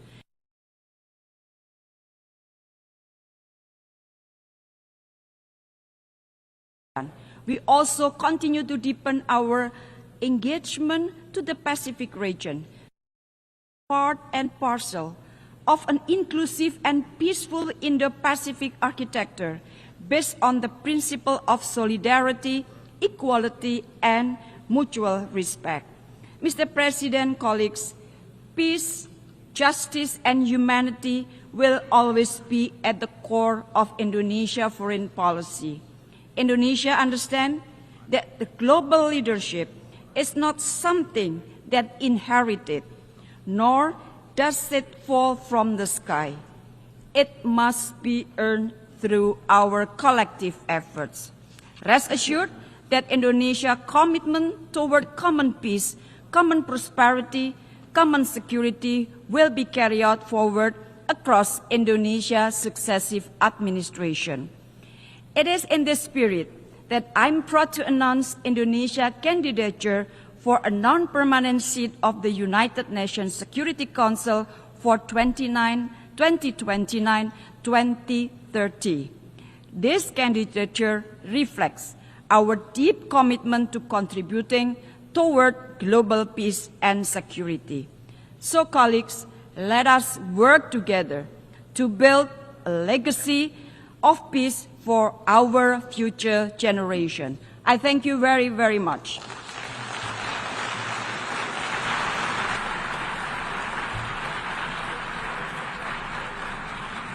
I thank the Minister for Foreign Affairs of Indonesia.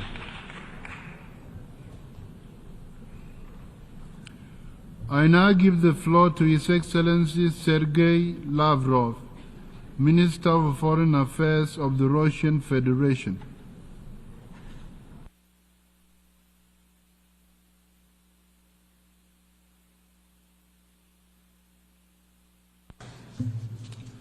Уважаемый господин председатель, дамы и господа, несколько дней назад в стенах этого здания прошел форум под названием «Саммит будущего».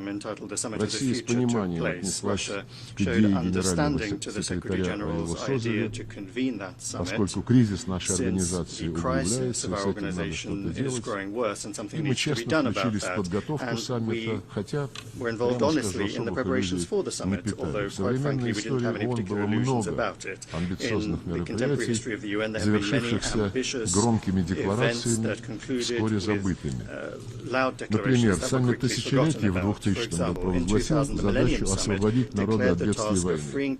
Спустя немногим более 2 лет Соединенные Штаты во главе коалиции желающих под смехотворным предлогом вторглись без мандата Совета Безопасности ООН в Ирак, страну, которая до сих пор не может оправиться от разрушительных последствий этой авантюры. Всемирный саммит ООН в 2005 году объявил о приверженности установлению справедливого мира в соответствии с принципами и целями Устава ООН.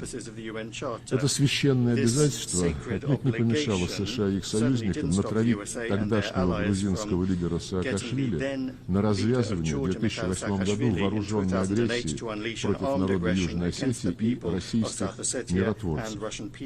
А еще через 3 года НАТО организовало военную интервенцию в Ливии, разрушив ее государственность и подорвав стабильность соседних стран. В 2015 году саммит ООН по устойчивому развитию принял грандиозные планы в сфере борьбы с бедностью и неравенством. По факту они оказались пустыми обещаниями на фоне нежелания стран Запада отказываться от неоколониальных практик, перекачивания богатств всего мира в свою пользу. Посмотрите статистику выполнения обещаний по финансированию развития стран глобального юга и по передаче природосберегающих технологий. Как когда-то Кофи Аннан и Пан Ги Мун, нынешний генеральный секретарь, выдвинул свою инициативу под лозунгом «Перезагрузка глобального сотрудничества». Лозунг прекрасный, тоже против, но о каком глобальном сотрудничестве можно вести речь, когда Запад растоптал все те незыблемые ценности глобализации, о которых нам рассказывали столько лет со всех трибун, убеждая, что они обеспечат равный доступ для всех к благам современной цивилизации. Где неприкосновенная собственность, презумпция невиновности, свобода слова, доступ к информации, добросовестная конкуренция на рынках по понятным и не меняющимся правилам.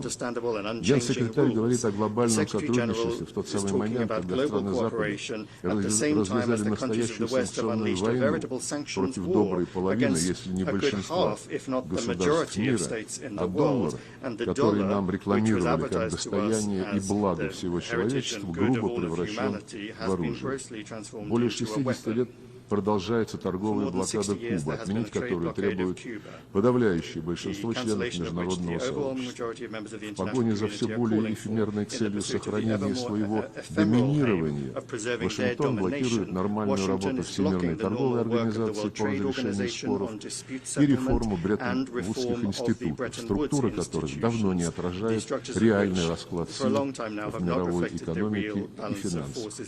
ООН Запад тоже хочет превратить в инструмент инструмент продвижения своих корыстных установок. Как показал саммит будущего, нарастают попытки размыть межправительственную природу организации, сдерживаются давно назревшие перемены в методах комплектования секретариата, ключевые посты в котором сегодня фактически оккупированы и наследуются представителями западного меньшинства. Если уж генеральный секретарь призывает к перезагрузке глобального сотрудничества, то секретариат должен продвигать объединительные идеи, предлагать варианты компромиссов, а не изобретать оправдания для внедрения в работу ООН выгодных Западу нарративов. Вдохнуть новую жизнь в ООН еще не поздно. Но сделать это можно не с помощью оторванных от реальности саммитов и деклараций, а через восстановление доверия на основе уставного принципа суверенного равенства всех государств. Однако пока доверие подрывается, в том числе действиями Запада по созданию в обход ООН подконтрольных ему узких форматов для решения судьбоносных вопросов, таких как управление интернетом или определение правовых рамок использования технологий искусственного интеллекта. А ведь эти проблемы затрагивают будущее всего человечества, и рассматривать их необходимо на универсальной основе, без дискриминации и стремления добиться односторонних преимуществ. То есть надо договариваться по-честному, с участием всех членов ООН, а не так, как готовился так называемый пакт во имя будущего, без единого пленарного раунда переговоров, на котором присутствовали бы все страны. А вместо этого работа велась под контролем западных манипуляторов. В результате пакт, еще толком не родившись, уже пополнил пантеон красиво сформулированных на английском языке деклараций. Такова, как ни печальна, судьба продуктов подобных всемирных саммитов, однако не лучше обстоит дело с выполнением резолюции Совета Безопасности, являющихся обязательными к исполнению. Чего стоит саботаж решений по косовскому урегулированию и Дейтонских соглашений по Боснии и Герцеговине. Но самым вопиющим примером остается заматывание в течение уже почти 80 лет консенсусных резолюций о создании независимого палестинского государства, сосуществующего в мире и безопасности с Израилем. Это не может быть оправданием актам терроризма, жертвами которых стали израильтяне 7 октября прошлого года. Но у всех, в том еще живо чувство сострадания, вызывает негодование тот факт, что октябрьская трагедия используется для массового коллективного наказания палестинцев, обернувшегося беспрецедентной гуманитарной катастрофы. Убийству мирных жителей Палестины американским оружием необходимо немедленно положить конец. Должна быть обеспечена доставка в анклав гуманитарных грузов, организовано восстановление инфраструктуры, а самое главное, нужно гарантировать реализацию законного права палестинцев на самоопределение и позволить им не на словах, а на деле, как говорится, на земле создать территориально непрерывное и жизнеспособное государство в границах 1967 года и со столицей в Восточном Иерусалиме. Очередным кричащим примером террористических методов, как средство достижения политических целей, является бесчеловечная атака на Ливан путем превращения гражданских технологий в смертоносное оружие.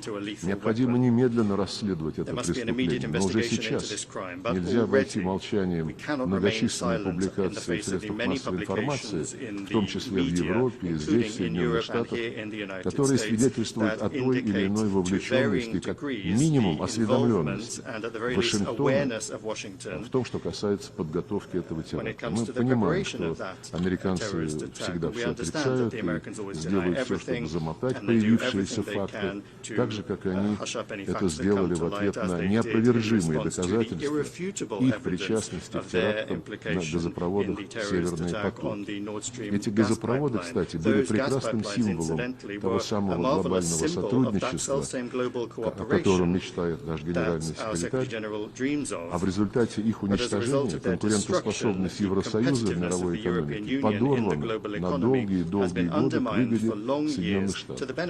На совести Запада и заматывание правды об организаторах многих других отвратительных преступлений, включая кровавую провокацию в киевском пригороде Буча в апреле 2022 1992 года и серию отравлений граждан России в Британии и Германии. Секретариат ООН не может оставаться в стороне от усилий по установлению истины в ситуациях, напрямую затрагивающих глобальную безопасность, и обязан при этом безупречно соблюдать статью 100 Устава, действовать беспристрастно и избегать искушений подыграть отдельным государствам, тем более тем, кто открыто призывает не к сотрудничеству, а к расколу мира на цветущий сад и джунгли или на обедающих за демократическим столом и оказавшихся в меню.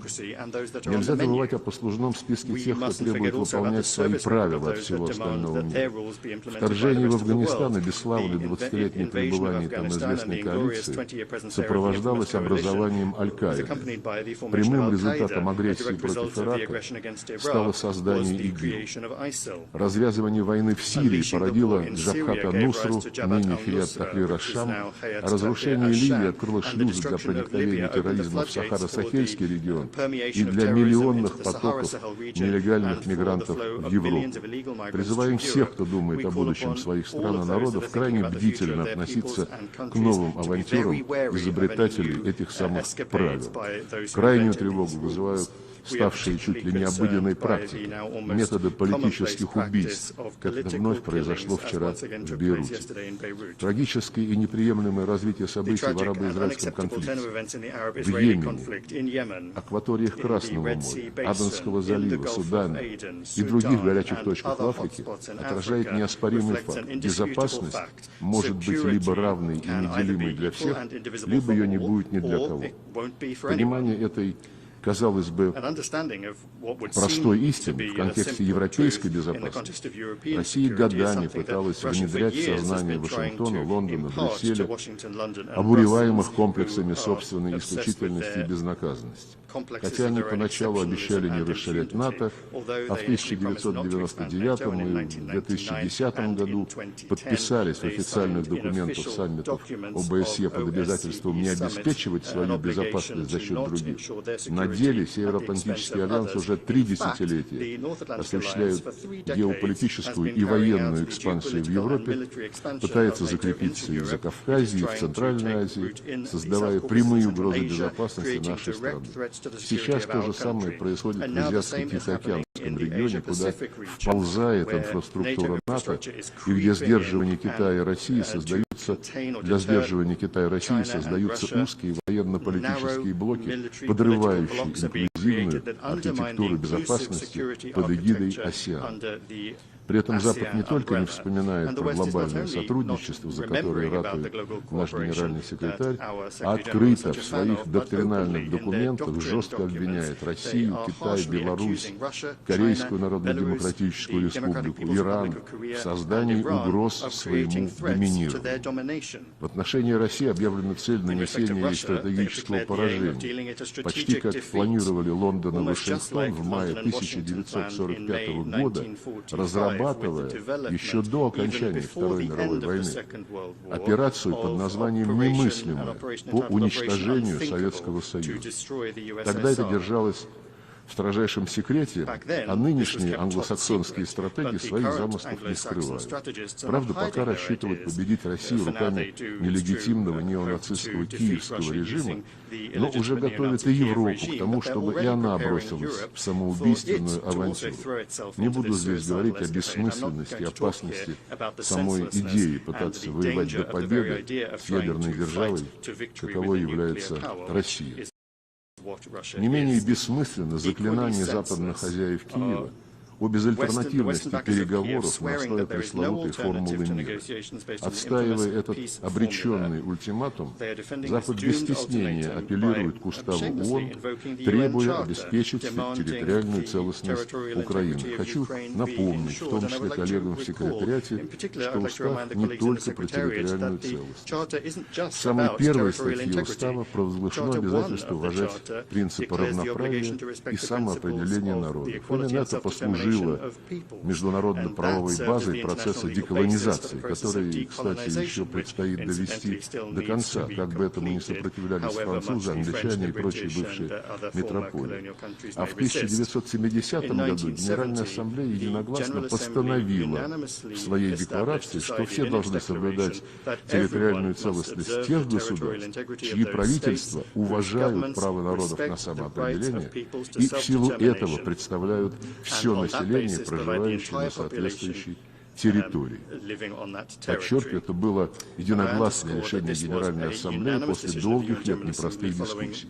Нет нужды доказывать, что украинские неонацисты, захватившие власть в Киеве в результате поддержанного США и их союзниками кровавого госпереворота в феврале 2014 года, не представляли и не представляют русское население Крыма, Донбасса, Новороссии. Западные лидеры по любому поводу, одержимые темой прав человека, показательно молчат об этих самых правах применительно к российским действиям своих киевских клиентов.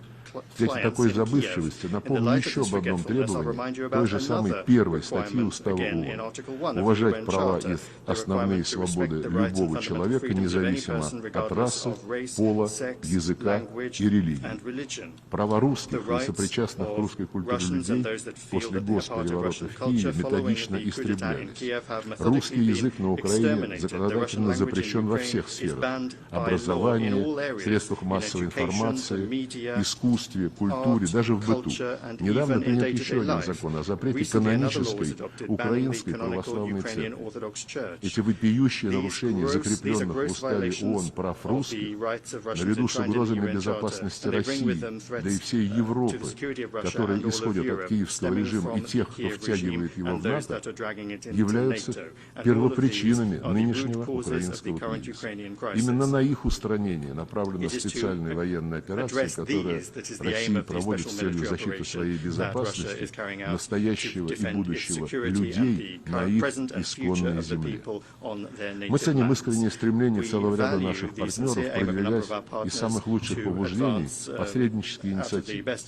Ценим их конструктивную нацеленность на результат, в отличие от тупиковой формулы мира Зеленского. Призываем друзей в своих дальнейших усилиях учитывать в полной мере упомянутые мной факты о подлинных причинах нынешней ситуации. Без их устранения справедливого, опирающегося на устав ООН мира, не добиться. Реалистичный план урегулирования был изложен президентом Путиным 14 июня, когда он вновь убедительно показал добрую волю России к достижению переговорных договоренностей, перспективы которых были опрокинуты Киевом и его покровителями в результате госпереворота 2014 года, срыва Минских соглашений 2015 года и стамбульских договоренностей 2022 года.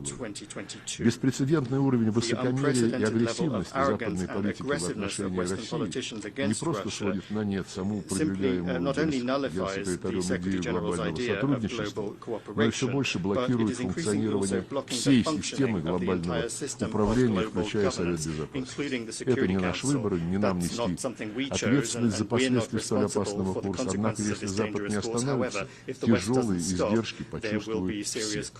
Мировому большинству очевидно, что конфронтация и гегемонизм не решат ни одной глобальной проблемы. Они лишь искусственно сдерживают объективный процесс формирования многополярного мироустройства, которое будет опираться на равенство прав больших и малых наций, будет уважать ценность человеческой личности, равноправие мужчин и женщин, право народов самим определять свою судьбу. Это, кстати, тоже цитата из Устава ООН. Равно как и принцип невмешательства во внутренние дела суверенных государств, подтверждение которого к стыду членов нашей организации было заблокировано США и их сателлитами на том самом саммите будущего при принятии соответствующего пакта. Выступая 18 сентября перед участниками 4-го Евразийского Евразийского женского форума в Петербурге президент Путин подчеркнул необходимость объединения усилий во имя устойчивого развития и всеобщей равной и неделимой безопасности. Решать сложнейшие проблемы, с которыми столкнулось все человечество, можно только сообща, с учетом интересов друг друга. Запад должен это осознать и отказаться от неоколониальных замашек.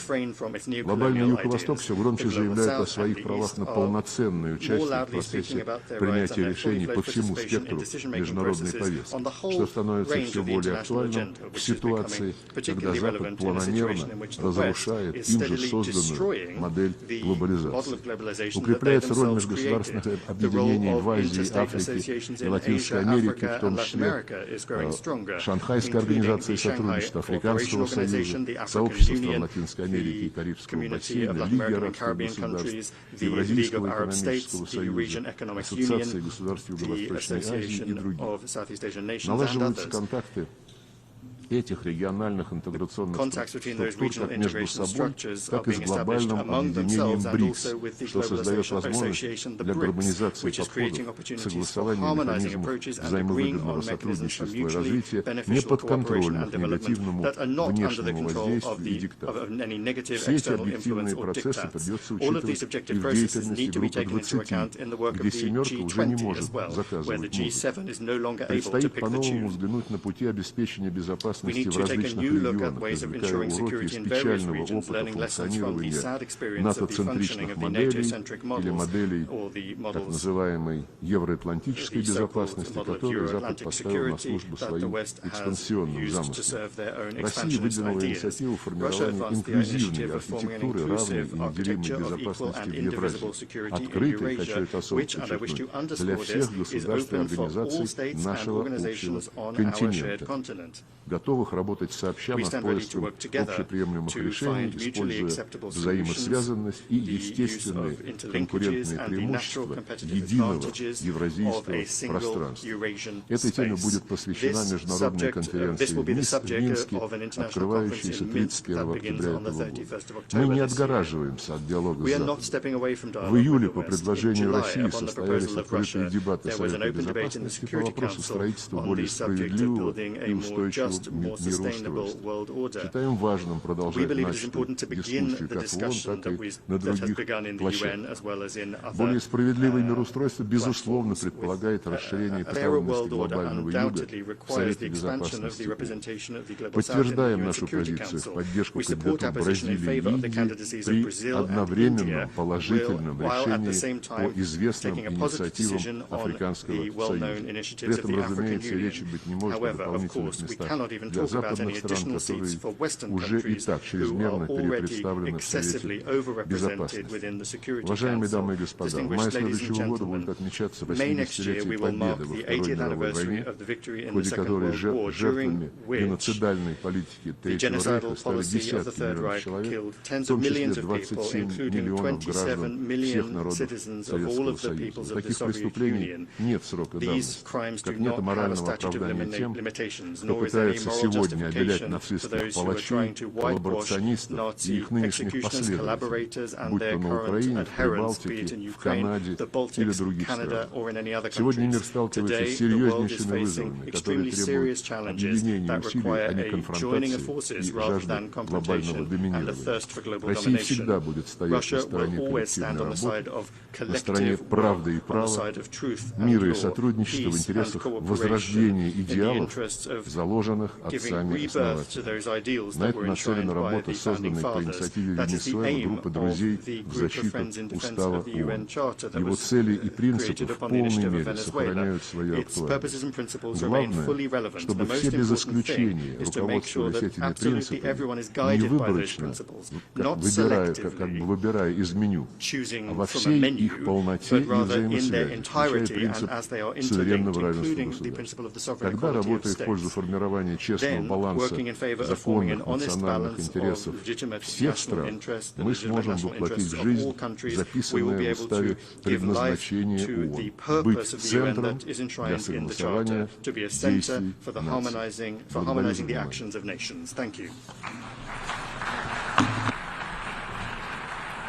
I thank the Minister for Foreign Affairs of the Russian Federation.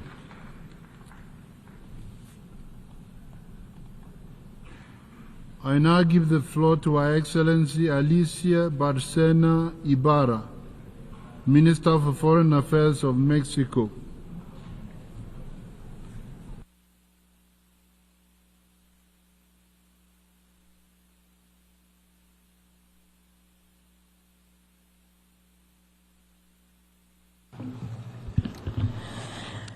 Mr. President, señor presidente, queridos delegados, queridas delegadas, les transmito el saludo fraterno de nuestro presidente Andrés Manuel López Obrador y me honra regresar a esta Asamblea General en esta que fue mi casa durante muchos años para dirigirme a ustedes ahora como representante de México.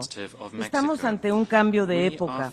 La hegemonía neoliberal ha demostrado su fracaso palpable al plantear un modelo de desarrollo extractivista que socializa pérdidas, privatiza ganancias, empobrece a la gente y devasta el planeta. Las carreras armamentistas y las guerras regresaron a la geopolítica internacional. La devastación del medio ambiente avanza. La frustración y el descontento se manifiestan en extremismos, en propuestas que niegan derechos y reniegan los valores democráticos. Las instituciones del sistema internacional pierden legitimidad. A estos fenómenos se refirió el secretario general Antonio Guterres en sus palabras y dijo: un purgatorio de polaridad, de inestabilidad, que son síntomas de crisis civilizatorias, de etapas de transición en las que lo viejo no acaba de morir y lo nuevo no acaba de nacer. Las similitudes entre nuestros tiempos y el periodo de entreguerras del siglo pasado son cada vez más evidentes. Son también preocupantes porque conocemos el desenlace de entonces, años terribles en los que la producción del mundo se transformó en correa de transmisión para la guerra y donde la humanidad se convirtió en un insumo más. Sin embargo, la historia nos enseña también que en esta crisis, con coraje y valor, es posible torcer el sino destructivo. En el periodo de entreguerras del siglo pasado, la política exterior de México escribió un capítulo excepcional, desplegando el humanismo, la solidaridad y el respeto al derecho internacional que nos caracteriza. México se dio a la tarea de defender el valor de la sociedad de las naciones, la justicia, la autodeterminación, la integridad y la interdependencia y la independencia, así como la igualdad de sus miembros. Con estas banderas condenamos en ese entonces enérgicamente el armamentismo, las invasiones a Manchuria, a Austria, a Etiopía, el avance del fascismo en Europa y tras el fin de la Guerra Mundial, de la Segunda Guerra Mundial, México lideró la declaración en América Latina y el Caribe como territorio libre de armas nucleares.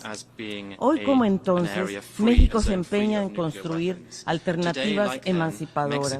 La nuestra es una patria que guía su presente bajo la enseña del humanismo mexicano, producto de nuestra historia milenaria y brújula de nuestro proyecto de transformación nacional. La construcción de una sociedad justa, igualitaria y fraterna, una economía moral que garantice una distribución equitativa del ingreso y el respeto al medio ambiente. Se trata de una revolución de las conciencias que ha permitido durante la administración del presidente López Obrador revertir la degradación y precarización de las condiciones de vida de nuestra población. Más de 9.5 millones de mexicanos abandonaron la pobreza en 5 años y el coeficiente de Gini llegó a su mínimo histórico. El salario se incrementó en 135%, derribando aquellos mitos inflacionarios pregonados como certezas absolutas por los que buscan mantener el status quo. Se eliminaron privilegios fiscales, reforzando las arcas públicas y poniendo coto a la corrupción, la evasión y la elusión fiscal. Todos estos logros son además en un contexto de estabilidad que consolidó a México como destino de inversión. Se tomaron acciones inéditas a nivel constitucional para reconocer los derechos de los pueblos indígenas, garantizar la igualdad y la participación política de las mujeres, así como para dejar un legado manifiesto de conquistas sociales en nuestra Carta Magna para que nadie pueda arrebatárselo a las generaciones futuras. Esto se reflejó también en nuestra política exterior, porque México es un país de migrantes. Ninguna etapa del ciclo migratorio nos es ajena. Y con base en nuestra experiencia, pusimos en marcha el modelo mexicano de movilidad humana, una propuesta para gestionar la migración de manera integral por medio de la atención a sus causas estructurales y a la colaboración regional. El modelo tiene 4 pilares. El primero es empoderar a las comunidades mexicanas en el exterior y promover que Estados Unidos adopte para ellos su total regularización. Segundo, fortalecer y ampliar la cooperación para el desarrollo en comunidades de origen y retorno. Tercero, atender los factores políticos y las sanciones económicas que inhiben el desarrollo y generan migración irregular. Y cuarto, generar vías seguras, ordenadas y sobre todo asociadas a la movilidad laboral. Lo decimos para que se escuche lejos. La migración no es un problema, es un fenómeno, no es un delito. Los migrantes no son delincuentes. El problema son los factores que los expulsan de sus hogares, los peligros a los que se exponen al no encontrar vías legales de movilidad y las prácticas que los criminalizan. Desde esta tribuna reconocemos por justicia la aportación de 37 millones de mexicanos que viven en Estados Unidos y que son trabajadores capaces y honrados que aportan alrededor de 324,000 millones de dólares al año a su Producto Interno Bruto y que son indispensables para la economía de ambos países. Hemos logrado cambiar la narrativa y la conversación con Estados Unidos para enfocarnos en las causas estructurales y hemos convocado a los líderes de los países de origen en la región, en Palenque, con acuerdos estratégicos que han logrado disminuir 66% los encuentros en la frontera entre México y Estados Unidos. Y lo decimos también fuerte, el desarrollo y la estabilidad no serán la norma del sistema internacional si no garantizamos los derechos y la inclusión de las mujeres. Como primer país del sur global en adoptar una política exterior feminista, fuimos la sede de la tercera conferencia ministerial sobre política exterior feminista y en esta declaración la conferencia reconoció una serie de compromisos que quedaron reflejados en el Pacto del Futuro. Pero fíjense, en esta semana, solo 9 mujeres, solo 9 jefas de Estado y de Gobierno tomaron esta tribuna. 9 de 133 países. El mundo no puede avanzar si la mitad de su población no está incluida. Nunca más nada sobre nosotras y nosotros. Porque el futuro será feminista o no será. El cambio climático, como dijo Nicolás Stern, es la mayor falla del mercado de todos los tiempos y es también el mayor reto global. Y la única forma de mitigarlo es por medio de acciones colectivas y simultáneas. Estas necesitan financiamiento y el cumplimiento de las responsabilidades compartidas pero diferenciadas de los países del norte. Reiteramos nuestro compromiso con el Acuerdo de París, la implementación del Marco Mundial de Kunming-Montreal y de biodiversidad y la activación de sinergias entre los 3 acuerdos de Río, el Río Trío. Proponemos medir y restaurar la integridad de los ecosistemas como proveedores de bienes y servicios esenciales para la economía y el bienestar social y la estabilidad climática. Hemos participado en los procesos consultivos del Tribunal Internacional del Derecho del Mar, la Corte Interamericana de Derechos Humanos y la Corte Internacional de Justicia sobre la responsabilidad de los Estados respecto al cambio climático. Seguiremos trabajando para lograr la ratificación del acuerdo relativo a la conservación de la diversidad marina en aguas internacionales y mantener la moratoria a la extracción minera en los fondos marinos. El panorama de la seguridad mundial, amigas y amigos, está experimentando una profunda transformación. Nos alarman las crecientes y diversas amenazas a la paz y seguridad internacionales, en particular las violaciones de los propósitos y principios de la Carta de las Naciones Unidas y los crecientes riesgos de una guerra nuclear, la mayor amenaza a la que se ha enfrentado nunca la humanidad. Ante estos escenarios, defendemos la integridad integridad territorial en todos los contextos geográficos, incluyendo en Ucrania, en Palestina. Abogamos por una solución política y negociaciones que incluyan a ambas partes, Rusia y Ucrania. En este sentido, aplaudimos la iniciativa de Brasil y China sobre la conformación de un grupo de paz en Nueva York. La guerra se ha prolongado demasiado y nos afecta a todos. Todos perdemos, menos los mercenarios de la muerte, menos aquellas empresas armamentistas que lucran con el dolor y la pérdida de millones de niñas, niños y familias enteras.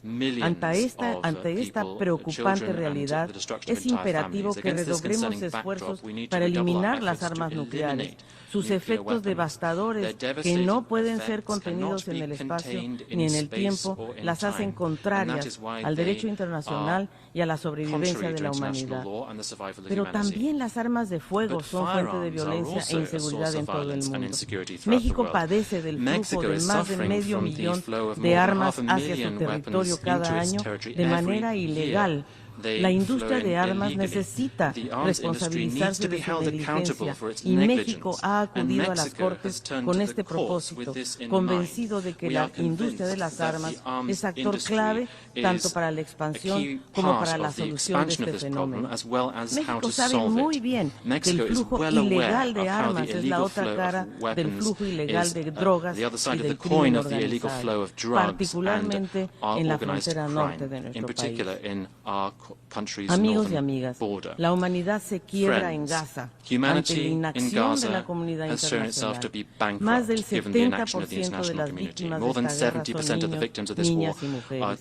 Más de 85% de los civiles han tenido que abandonar sus hogares. La mayoría de la población carece de acceso a alimentos, agua y electricidad. Por eso México solicitó intervenir en el caso iniciado por Sudáfrica ante la Corte Internacional de Justicia sobre la aplicación de la Convención Internacional contra el Genocidio. Y junto con Chile remitimos la situación de Palestina a la Corte Penal Internacional y entregamos un escrito de amigos de la Corte para resaltar la jurisdicción del tribunal. Negamos el falso dilema entre la violencia estéril del terrorismo y el castigo desproporcionado de gobiernos arropados por el doble estándar.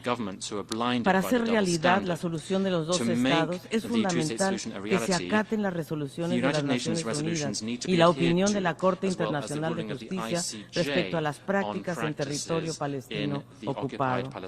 Las instituciones y reglas que sostienen nuestro sistema internacional son la última línea antes de la barbarie. Por eso condenamos enérgicamente las flagrantes violaciones del actual gobierno de Ecuador a las normas más básicas de convivencia internacional, a los principios de la Carta de las Naciones Unidas, con el asalto ilegal y violento a nuestra embajada en Quito la noche del 5 de abril, la agresión a nuestros diplomáticos y la sustracción ilícita de una persona a quien México otorgó el asilo político y que sigue preso y gravemente enfermo. Reiteramos nuestro agradecimiento por la condena generalizada de este acto como comunidad internacional y no podemos olvidarlo ni normalizarlo. Amigas y amigos, sabemos algo. El Consejo de Seguridad de las Naciones Unidas necesita una reforma urgente. México propone la eliminación del veto en su totalidad y en tanto eso no se logre, al menos su limitación en casos de genocidio, crímenes de lesa humanidad y crímenes de guerra. América Latina y el Caribe, nuestra región natural, es una de nuestras prioridades, porque el progreso de cualquiera de nuestros países es el progreso de todos. Y en defensa del diálogo, la estabilidad y la democracia, proponemos la solución pacífica de controversias. Hemos sido garantes en el proceso de paz entre el gobierno de Colombia y el Ejército de Liberación Nacional. Hospedamos ya 2 ciclos de negociaciones. Auspiciamos también diálogos entre el gobierno de Venezuela, la Plataforma Unitaria Democrática y Estados Unidos. Y siguiendo los principios de solidaridad, autodeterminación y el bienestar de los pueblos, seguiremos involucrados en apoyar a Haití en la reconstrucción de su estabilidad y seguridad. Reiteramos la condena contra el bloqueo económico impuesto a Cuba desde hace 6 décadas, violando el derecho internacional, y nos pronunciamos por la eliminación inmediata de Cuba en la lista estadounidense de países patrocinadores del terrorismo. México, honrando la tradición de asilo de nuestra historia, ofrecimos asilo político a personas amenazadas en su vida, integridad y libertad. Concedimos refugio a decenas de miles de solicitantes y protección complementaria como país que abre las puertas a quienes lo necesitan. Amigas y amigos, el 1 de octubre inauguraremos la administración de la primera presidenta mujer en 200 años, la doctora Claudia Sheinbaum. Con su liderazgo, el gobierno humanista profundizará. Eso. Muchas gracias. La primera mujer. Con su liderazgo, el gobierno humanista profundizará los esfuerzos para combatir pobreza y desigualdad.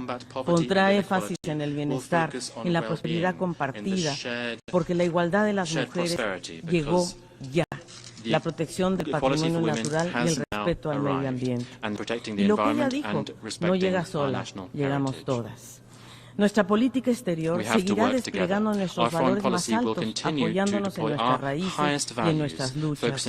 Ofrecemos esperanza ante el miedo, solidaridad ante el odio y el regreso del humanismo ante la devastación. El nuestro es un mundo que ofrece un paisaje que desola el alma.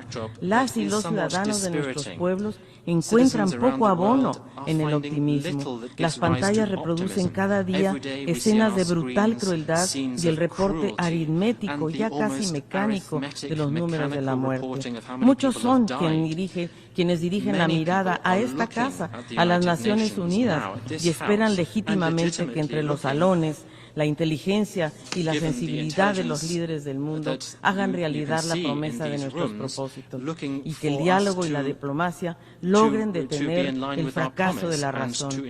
Y con justicia se frustran al contemplar que en vez de fraternidad, en vez de defensa colectiva a la dignidad humana, en vez de la aplicación de normas ecuánimes y de la ley internacional, se imponen intereses geopolíticos facciosos y vergonzantes, dobles estándares.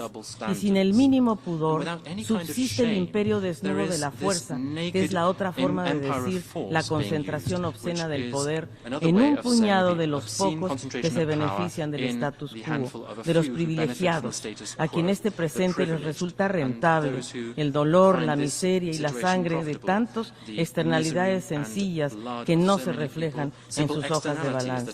Las naciones del mundo construimos esta casa, las Naciones Unidas, para forjar una ruta distinta, y reafirmamos hoy que pese a todas sus insuficiencias, es esta obra civilizatoria la que merece nuestro compromiso y alternativas sensatas. Estos son los cimientos que la familia humana logró fundar tras el abismo de las dos guerras mundiales, la herramienta que debería conjurar el riesgo de nuestra sobrevivencia ante el fuego de la violencia y el oprobio de la desigualdad. Hoy aparece impotente, incapaz ante el furor de la barbarie, maniatado frente a la evidencia de que su misión se frustra ante cada nuevo parte de víctima.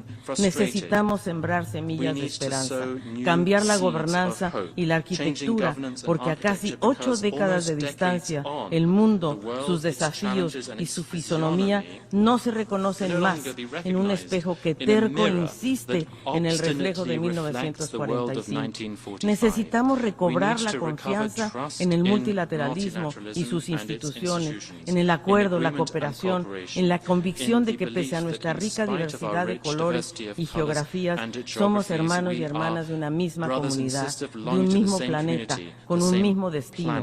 A esto nos convoca el Pacto del Futuro, a renovar ese compromiso entre nosotros para vencer el temor y la desconfianza y recuperar la legitimidad de esta organización de la que somos parte. En ese camino, en la construcción construcción de un mundo justo encontrarán siempre en México a un compañero leal, a un socio comprometido, a un hermano fraterno. Hay que apropiarnos del hoy para construir el mañana. Y como dijo José Emilio Pacheco, a propósito de otra era transformadora, 1968, él dijo, un mundo se deshace, nace un mundo, las tinieblas nos cercan, pero la luz llamea. No hay esperanza, dijo, pero hay vida y todo es nuestro. Y en ese camino quiero traer también las palabras de Eduardo Galeano. ¿Qué tal si empezamos a ejercer el jamás proclamado derecho de soñar? ¿Qué tal si deliramos por un ratito en este milenio, clavando los ojos más allá de la infamia para adivinar otro mundo posible? Un mundo donde la justicia y la libertad, hermanas siamesas condenadas a vivir separadas, vuelvan a juntarse, pegaditas, espalda contra espalda, uno donde seremos compatriotas y contemporáneos de todos los que tengan voluntad de belleza y voluntad de justicia, hayan nacido donde hayan nacido, hayan vivido cuando hayan vivido, sin que importen ni un poquito las fronteras del mapa o del tiempo. Muchas gracias. I thank the Minister for Foreign Affairs of Mexico.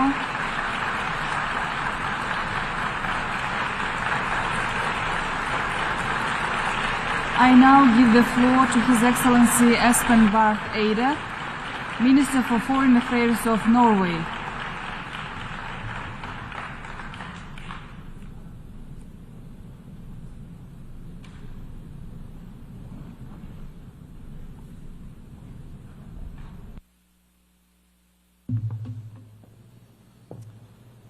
President, Excellencies, ladies and gentlemen, our United Nations was born as the Second World War ended. Shattered by the experiences of two devastating wars with their unspeakable atrocities, wise people came together to write the United Nations Charter and to establish the United Nations Organization. The Charter codifies the key principles of international law, including the prohibition of the use of force, but in self-defense or upon the authority of the Security Council. Effectively, wars of aggression were outlawed, whereas the inherent right to self-defense was reconfirmed. In the Charter, and flowing from it in the years to come, we also established the other key principles that codify international humanitarian law, as well as international human rights law. This is the quintessential set of principles that shall govern international relations.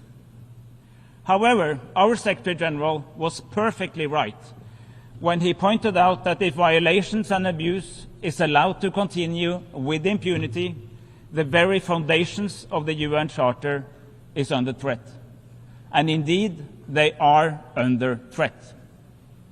President, for the first time in 79 years, we have a major interstate war in Europe.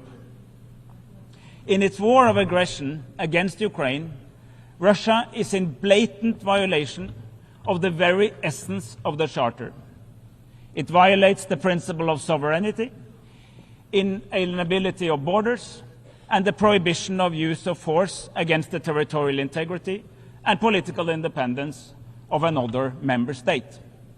These principles safeguard the equality of all states, large and small, always and everywhere, and are fundamental for member states' security. Norway stands by Ukraine. Like so many friends of a free and independent Ukraine, we contribute significant military and civilian assistance, and we are determined to do so as long as it takes. We want Ukraine to prevail. We want peace in Ukraine, but it must be a just peace in line with the key principles of the UN Charter. An unjust peace would imply that we, once again, are living in a world where might makes right and where borders can be changed by force. We must all reject such an outcome. It would set a terrible precedent. My fellow delegates, even wars have rules. International humanitarian law, as embodied in the Geneva Conventions, lays out the key principles of distinction and proportionality. Warring parties are obliged to follow these rules, irrespective of whether the war itself is legal. Every member of this assembly is bound by the Geneva Conventions. They are as much a part of our common commitment to a rules-based order as the Charter itself. The principles under international humanitarian law are obligatory, not optional. For the rules to work, we have to be consistent in their application. We must treat similar cases similarly, irrespective of the context. We must speak out if our adversaries violate these rules. It is equally important that we speak out if our traditional friends violate them. In fact, it is in the latter case that we demonstrate that we do see these rules as universal. President, almost a year has passed since Hamas's heinous terror attack on Israel on October 7. Its effect on Israeli society can hardly be overestimated. We condemn these horrific acts in the strongest possible terms. The hostages that are still in Hamas captivity must be released immediately and without conditions. There is no doubt in our mind that Israel, like any other state, has a right to defend itself against terrorism. At the same time, Israel, like any other state, is bound by international humanitarian law. The immense suffering inflicted on the Palestinian population in Gaza is beyond comparison. Much of Gaza has been turned into rubble. At least 41,000 people have been killed, and many more are injured and maimed for life. I echo the Secretary General when he says that nothing can justify such collective punishment. Norway was among the very first Western countries to call for a ceasefire in Gaza. We have condemned the violations of international humanitarian law. We have expressed great concern about the severe limitations of humanitarian access and the shocking number of UN staff, aid workers, and journalists killed. We stood on UNRWA's side when it was subjected to a smear and defamation. While so many countries suspended their funding, we increased ours, and we reached out to co-donors to encourage them to return. I'm pleased to see that almost all donors are now back. President, the Middle East is going through one of its darkest hours. In the West Bank, illegal Israeli settlements are expanding at an alarming pace. Settler violence is rampant. And as we have gathered here at the UN this very week, Lebanon has seen its deadliest days in decades. We are at the brink of a major regional war. Even neighboring countries that long ago entered into peace agreements with Israel are under immense pressure. The situation is worsening by the hour. And make no mistakes, the conflicts in the region are deeply intertwined. Yesterday, Prime Minister Benjamin Netanyahu addressed this assembly. His core message was that we all have to choose. Either we are with Israel or we are with Iran and its proxies. He also stated that there could only be peace once Hezbollah and Hamas were totally defeated. President, we have seen this film before. I didn't like the ending. 22 years ago, in response to the terrorist attacks on this very city, another leader stated that we were either with him or with the terrorists.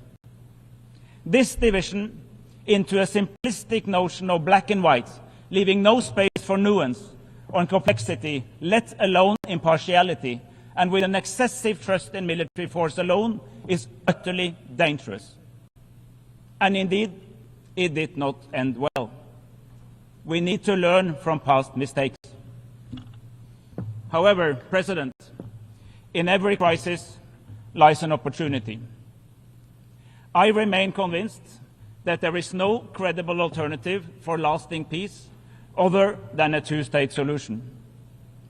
While ceasefires in Gaza and in Lebanon are most urgently needed, ending hostilities must not be confused with lasting solutions.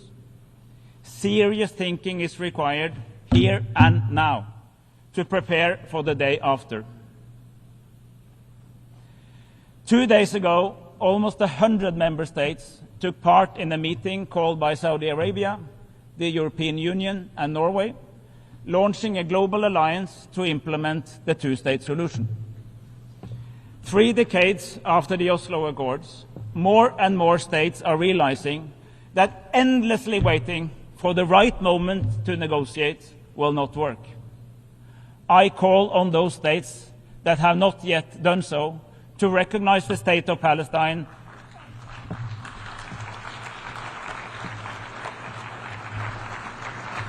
and to allow it to become a full member of this organization. We call on everyone who can to help to build Palestine's institutions and on regional actors to help embed a political settlement in a broader regional framework. President, we are witnessing from the front row the shortcomings of the institutions that we established in 1945. The adoption of the Pact for the Future is a major success for this United Nations. With this, we have resolved to update our institutions and our practices across the 3 pillars of peace and security, development, and human rights. We also opened our conversation about the critically important issue of how to make artificial intelligence a force for good. President, Norway supports a reform of the Security Council that makes it both more representative and more efficient. Both permanent and elected seats should be added, and the historical injustice to Africa should be mended. The use of the veto should be limited rather than expanded. When the UN Charter was drafted, Norway was an early proponent of the principle that no state should vote in its own case. And indeed, this principle is enshrined in the Charter in Article 27(3). This principle is, however, repeatedly ignored by the Security Council.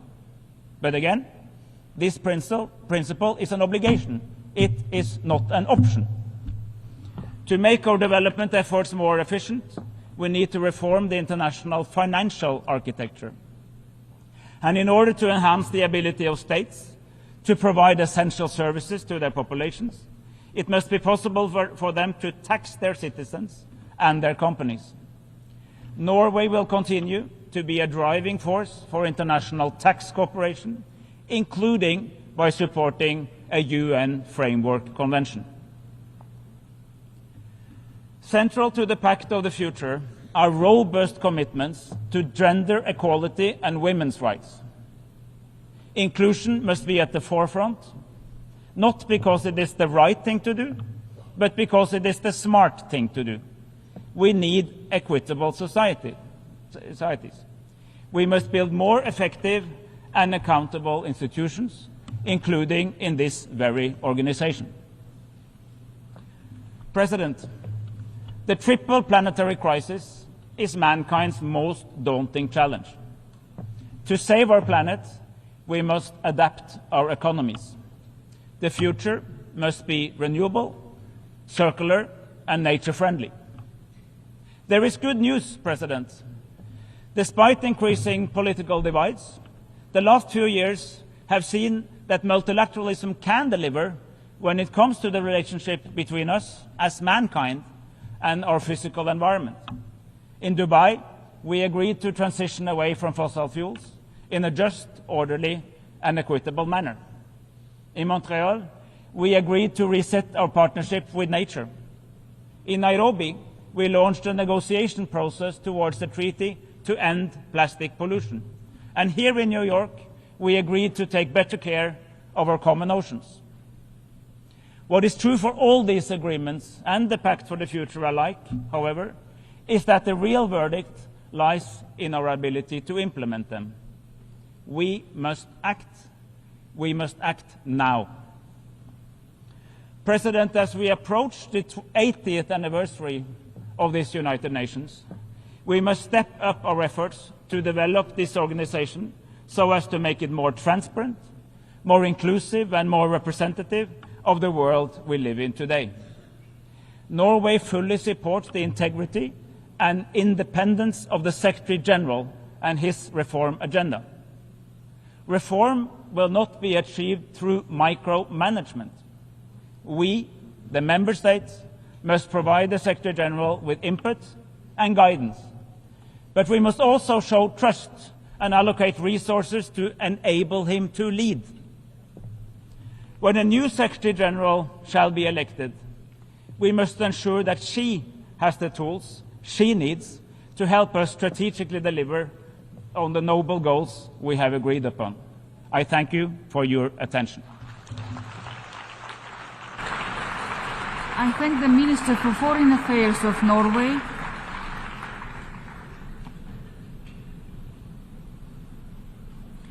I now give the floor to His Excellency Subrahmanyam Jaishankar, Minister for External Affairs of India.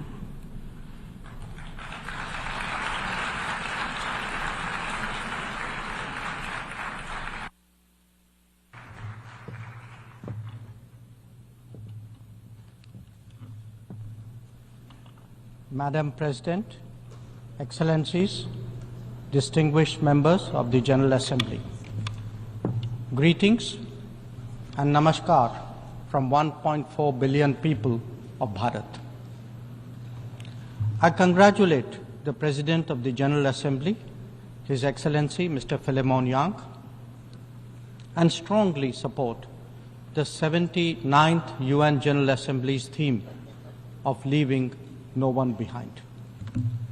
Madam President, we are gathered here at a difficult time. The world is yet to recover from the ravages of the COVID pandemic. The war in Ukraine is well into its third year. The conflict in Gaza is acquiring wider ramifications. Across the global south, development plans have gone off rails and SDG targets are receding. But there is more. Unfair trade practices threaten jobs, just as unviable projects raise debt levels. Any connectivity that flouts sovereignty and territorial integrity acquires strategic connotations, especially when it is not a shared endeavor. Technology advancements, which have long been a source of hope, are now equally a factor of anxiety. Climate events occur with greater intensity and frequency. Food security is as worrisome as health security. In truth, the world stands fractious, polarized, and frustrated. Conversations have become difficult, agreements even more so. This is surely not what the founders of the United Nations would have wanted of us. Madam President, almost exactly 8 decades ago, the first steps towards the formation of the UN were taken near here at Dumbarton Oaks. Refined thereafter at the Yalta Conference, they were finally approved in San Francisco. The debates of that era centered around how to ensure world peace, a prerequisite for global prosperity. Today, we find both peace and prosperity equally endangered. And that, Madam President, is because trust has eroded and processes have broken down. Countries have extracted more from the international system than they have put into it, enfeebling it in the process. We see that vividly in every challenge and every crisis. reforming multilateralism is therefore an imperative. The urgency of this call is highlighted by the theme of this session. Leaving no one behind means advancing peace, ensuring sustainable development, and strengthening human dignity. This cannot be delivered by a UN paralyzed when faced with division, conflict, terrorism, and violence. Nor can it be advanced if access to food, fuel, and fertilizer is jeopardized. When capturing markets lacks restraint, it damages the livelihood and social fabric of others. Evasion of climate action responsibilities by the developed undermine the growth prospect of the developing. Indeed, when resource crunch limits the very pursuit of SDG targets, it is not just economies, but human dignity itself that is imperiled. If the world is in such a state, this body must ask itself, how has this come to pass? The problems arise from a combination of structural shortcomings, political calculations, naked self-interest, and yes, disregard for those left behind. It is natural to feel overwhelmed by what we confront now. After all, there are so many dimensions, different moving parts, issues of the day, and the changing landscape. But every change must begin somewhere, and there is no better place than where it all started. We, the members of the United Nations, must now seriously and purposefully address ourselves to that task. Not because it is a competition for influence or a squabble for positions, but because if we carry on like this, the state of the world is only going to get worse. And that could mean that more of us are going to be left behind. Madam President, as the world contemplates these concerns, India has sought to respond in a variety of ways. First, by focusing on the issues of the vulnerable, women, farmers, and youth, and fashioning targeted policies and initiatives for their betterment. Assured access to piped water, to electricity, to cooking gas, and new homes are changing millions of lives. The gender gap has started to close, be it in health, in education, or in the workplace. Our food producers, thrice a year, get financial support at the click of a button. And a third-term government has made skilling of the youth its key priority. Second, by expanding opportunities for employment and for entrepreneurship, including through stronger training and large-scale financial incentives. 495 million mudra loans have been given to small businesses in the last decade. 67% of them are to women. Equally telling, 6.56 million street vendors have availed of 8.85 million Swanidhi loans. This is just in the last 4 years. 45% of the beneficiaries are again women. Third, by creating templates that are replicable elsewhere. It could be digital delivery or enhancing the quality of governance and public services, as indeed making medicines and health facilities accessible and affordable. A digital public infrastructure and a people's pharmacy are today examples of what India can readily offer to the world. It is also an alternative vision where technology is used to empower, not to dominate. Fourth, by encouraging the global South to voice its shared concerns and come together. To that end, we have convened 3 Global South Summits, the most recent in August of 2024.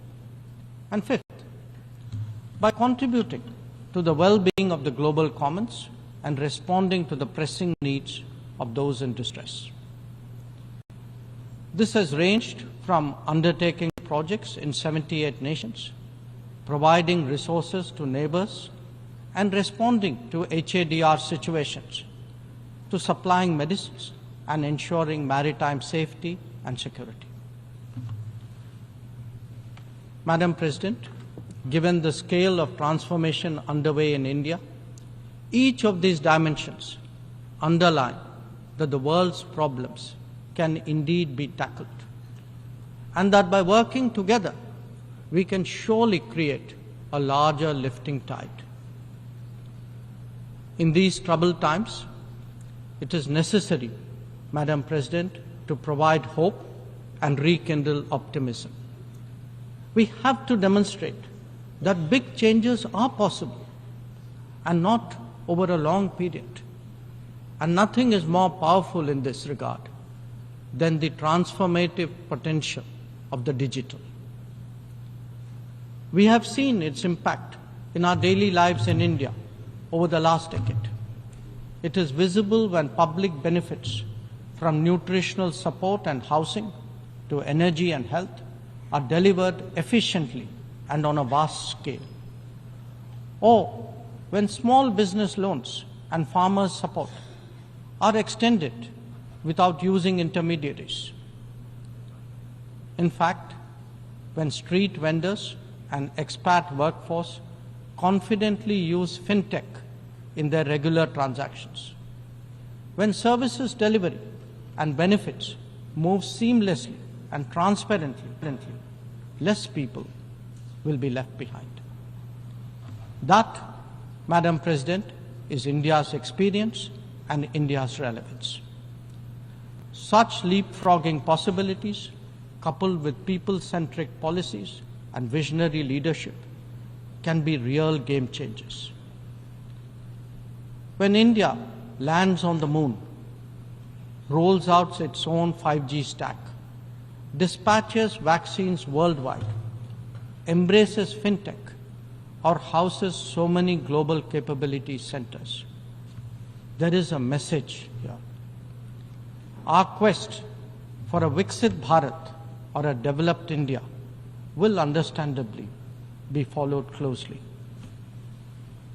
Madam President, an important cause of many getting left behind has been the unfairness of the current globalization model.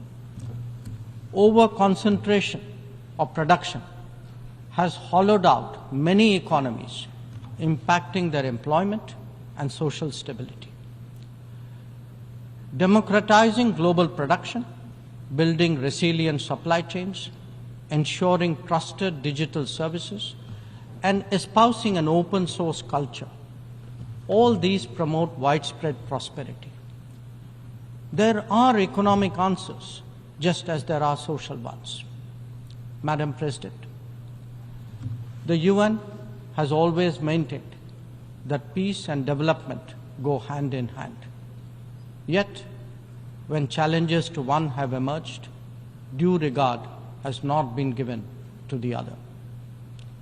Clearly, their economic implications for the weak and vulnerable need to be highlighted. But we must also recognize that conflicts themselves must be resolved.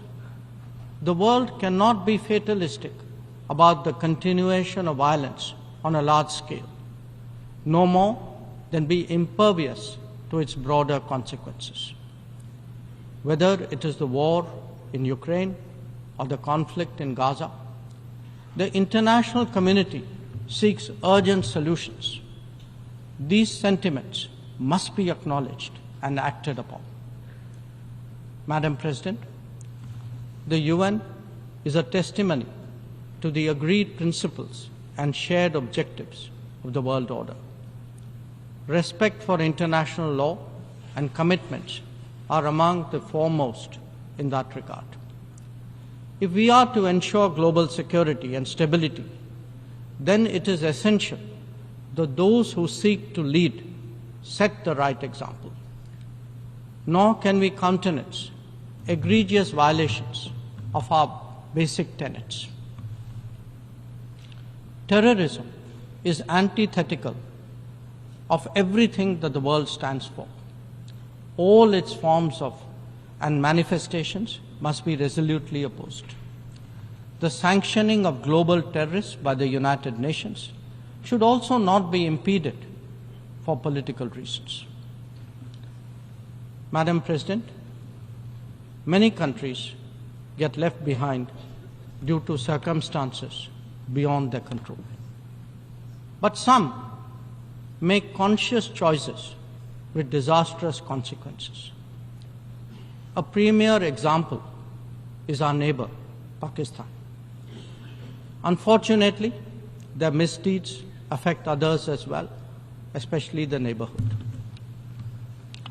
When this polity instills such fanaticism among its people, its GDP can only be measured in terms of radicalization and its exports in the form of terrorism. Today, we see the ills it sought to visit on others consume its own society. It can't blame the world. This is only karma. Madam President, a dysfunctional nation coveting the lands of others must be exposed and must be countered. We heard some bizarre assertions from it at this very forum yesterday. So let me make India's position perfectly clear. Pakistan's cross-border terrorism policy will never succeed, and it can have no expectation of impunity. On the contrary, actions will certainly have consequences. The issue to be resolved between us is now only the vacation of illegally occupied Indian territory by Pakistan, and of course, the abandonment of Pakistan's long-standing attachment to terrorism. Madam President, the global order is inherently pluralist. The UN began with 51 members. We are now 193. The world has changed profoundly, and so have its concerns and its opportunities. But to address both, and indeed to strengthen the order itself, it is essential that the UN be the central platform for finding common ground. And that it certainly cannot be by remaining anachronistic. Large parts of the world cannot be left behind when it comes to deciding the key issues of our times. An effective and efficient UN, a more representative UN, and a UN fit for purpose in the contemporary era is essential. Let us therefore send out a clear message from this UNGA session. We are determined not to be left behind. By coming together, sharing experiences, pooling resources, and strengthening our resolve, we can change the world for the better. I thank you, Madam President. I thank the Minister for External Affairs of India.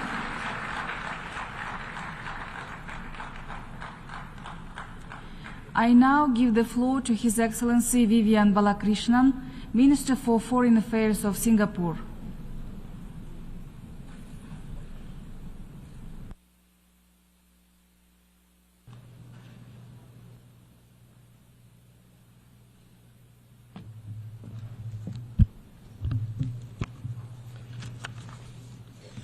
Madam President, Your Excellencies, I bring you greetings from a tiny island city-state in the heart of Southeast Asia called Singapore.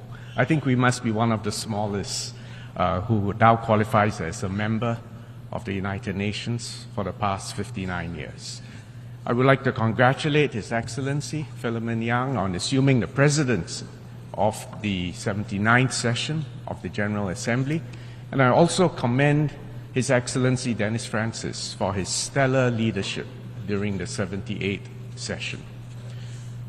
The world is in an acutely dangerous phase, and civilians in multiple trouble spots are paying a horrendous price. The risk of miscalculation and escalation have sharply increased, most notably in the Middle East, Ukraine, and Sudan. The loss of so many innocent lives is heartbreaking, and the lack of trust amongst the major powers and the resulting deficit of global leadership makes it very difficult to find effective, peaceful solutions to all these ongoing conflicts. We are approaching the 80th anniversary of the founding of the United Nations, and we must double down on our commitment to a rules-based multilateral system on almost every issue confronting the world, from peace and security to climate change, from the ocean to outer space, from poverty to food insecurity. A reformed United Nations is absolutely essential for global solutions. The UN remains the only neutral and universal platform for dialogue and cooperation amongst all nations. And the Summit of the Future was a very significant milestone for the UN and our multilateral system. The adoption of the Pact for the Future offers the hope that nations can reach agreement given wise leadership and political will. And the Pact begins the journey to transform our multilateral system and to maintain the salience of the United Nations. We must accelerate the implementation of the Sustainable Development Goals, reinvigorate international cooperation, and transform global governance. And that's why Singapore has always been a staunch supporter of the Summit of the Future. And we stand ready to work with our friends to implement the Pact. I would like to highlight 3 points. First, we must return to the basics by reinforcing the foundational role of the United Nations in maintaining international peace and security. That is the raison d'etre for the UN. We must restore respect for the rule of law and the UN Charter. This has underpinned global peace and security for the last 80 years. We cannot allow recent violations of international law to become normalized. The ongoing war in Ukraine exemplifies a flagrant violation of international law and the UN Charter. The invasion of one country by another under the pretext of historical errors and grievances cannot be justified by any means. Article 2 of the UN Charter is categorical. All members shall refrain from the threat or the use of force against territorial integrity. And it's also worth recalling that that's why the preamble of Security Council Resolution 242, passed in 1967, also contains or refers to the, quote, inadmissibility of the acquisition of territory by war, unquote. If we allow the notion that might is right to prevail, the world will become a very dangerous place, especially for small states. And that's why Singapore and other small states have to consistently stand for compliance with, by all member states, with international law and the UN Charter. We, as a small state, have no interest in taking sides or getting embroiled in great power rivalry. We do not want to become an arena for proxy wars. We simply aim to defend our sovereignty, to exercise our autonomy, and to chart our own futures. Our people deserve that. And that's why small states like Singapore have always been ardent advocates for international law and the UN Charter. For small states, multilateralism and international law is not an option. It is, in fact, an existential necessity. Last week, Singapore, in collaboration with the International Peace Institute, launched a report on small states and transforming global governance. The report that was prepared by the IPI and the Rajaratnam School of International Studies in Singapore highlights the priorities and the perspectives of small states. We hope that this report will catalyze further discussions on strengthening and transforming the UN and the multilateral system. Excellencies, the work to strengthen international law and the existing international legal frameworks is an ongoing exercise, and Singapore will continue to strongly support the work of the International Court of Justice, which is paramount for upholding the rule of law and protecting the interests of all countries and especially small states. The UN Convention on the Law of the Sea, UNCLOS, is absolutely crucial, and especially for an island city-state like Singapore, totally dependent on trade. In fact, our trade volume is 3 times our GDP. UNCLOS sets out the legal framework within which all activities in the oceans and seas must be carried out. Freedom of navigation and overflight is a universal right.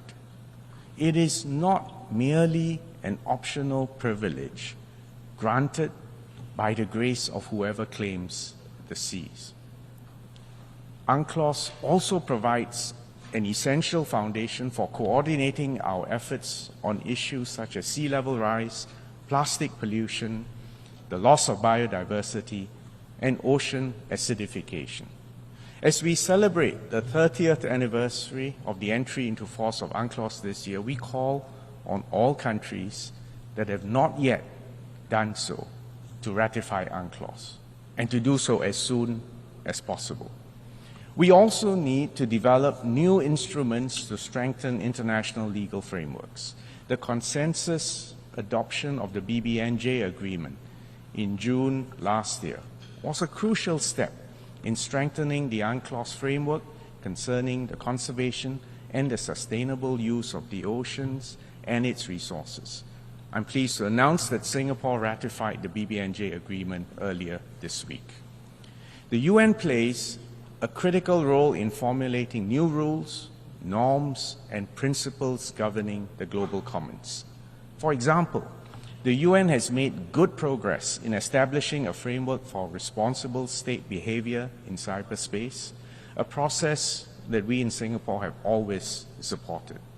Singapore also supports the Secretary General's new agenda for peace, and we stand ready to work with all UN members to strengthen the role of the UN in promoting peace and security, particularly in preventive diplomacy, mediation, and conflict prevention. And such efforts are urgently needed to save civilian lives and to prevent catastrophes. Singapore remains a steadfast supporter of the UN's humanitarian efforts. We are gravely concerned with the deteriorating humanitarian crisis in Gaza and the sheer scale of human suffering.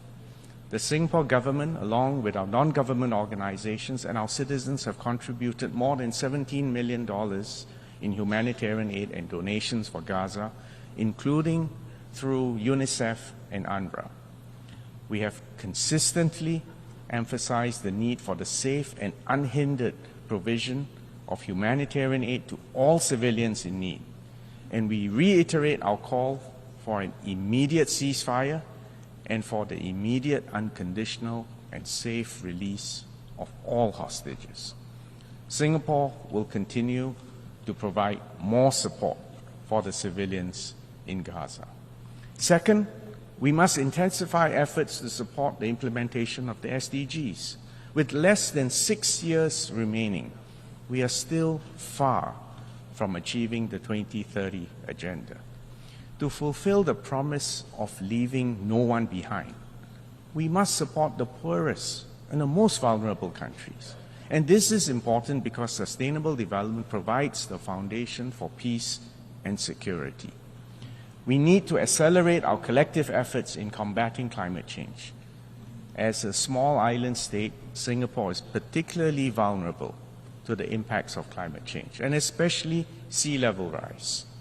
We welcome the high-level meeting held earlier this week on this issue. Although our share of global emissions is actually very small, we remain fully committed to peaking our emissions before 2030 and to achieving net zero by 2050. The 4th International Conference on Small Island Developing States, or SIDS-4, earlier this year, marked a significant milestone for all SIDS.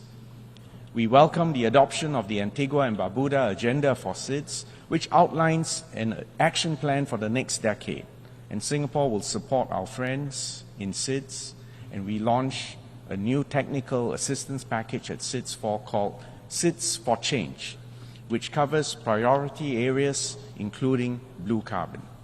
Singapore will continue to support our fellow small states. We will share our development experience, and I'm happy to announce that we will renew our capacity building program for the Forum of Small States, or FOSS, and we've labeled this program FOSS for Good, a package that will offer digital-themed programs including leadership and governance in the age of digital technologies and artificial intelligence.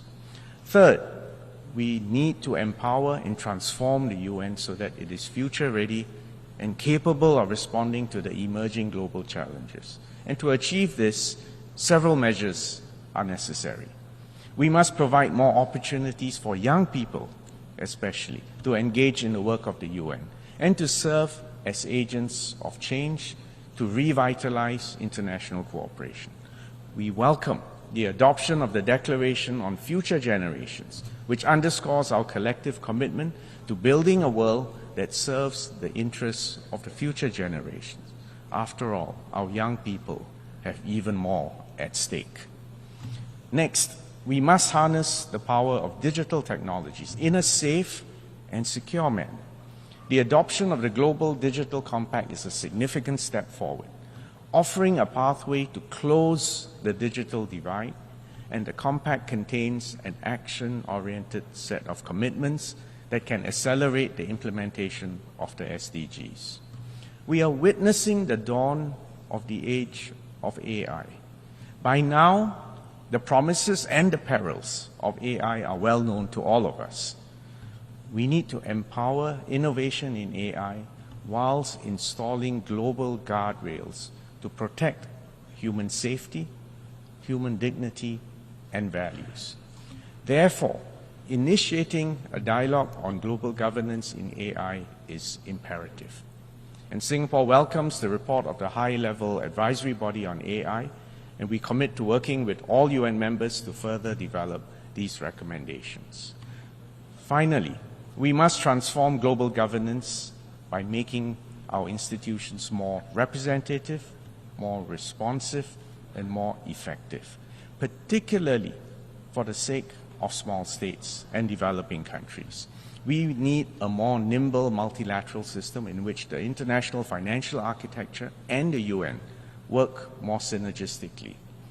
Equally important is the need to reform the UN itself to make it more efficient, effective, and responsive.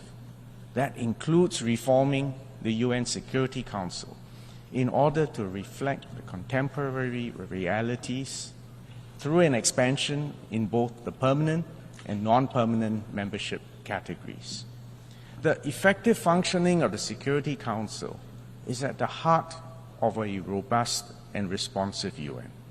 The 5 permanent members of the Security Council have a special responsibility that accompanies their privilege, and they must demonstrate leadership by cooperating to maintain international peace and security.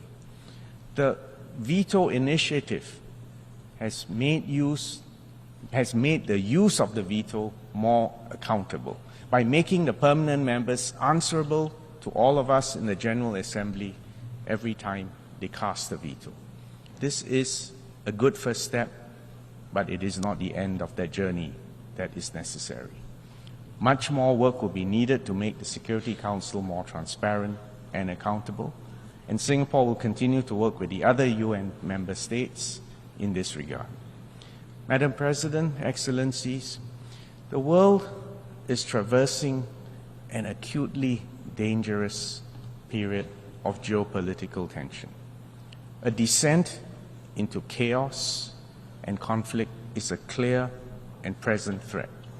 In this moment of uncertainty, all countries, big and small, have a responsibility to work together to preserve the peace and to save lives. We cannot achieve this without the UN playing its rightful role as an arena for dialogue, for partnership. This is the moment, in fact, to double down on multilateralism and to strengthen the role of the UN as a collective vehicle for peace and sustainable development. Thank you, Excellencies.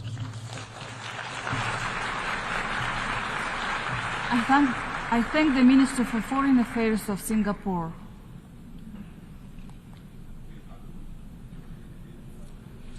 I now give the floor to His Excellency Bruno Eduardo Rodriguez Parilla, Minister for Foreign Affairs of Cuba.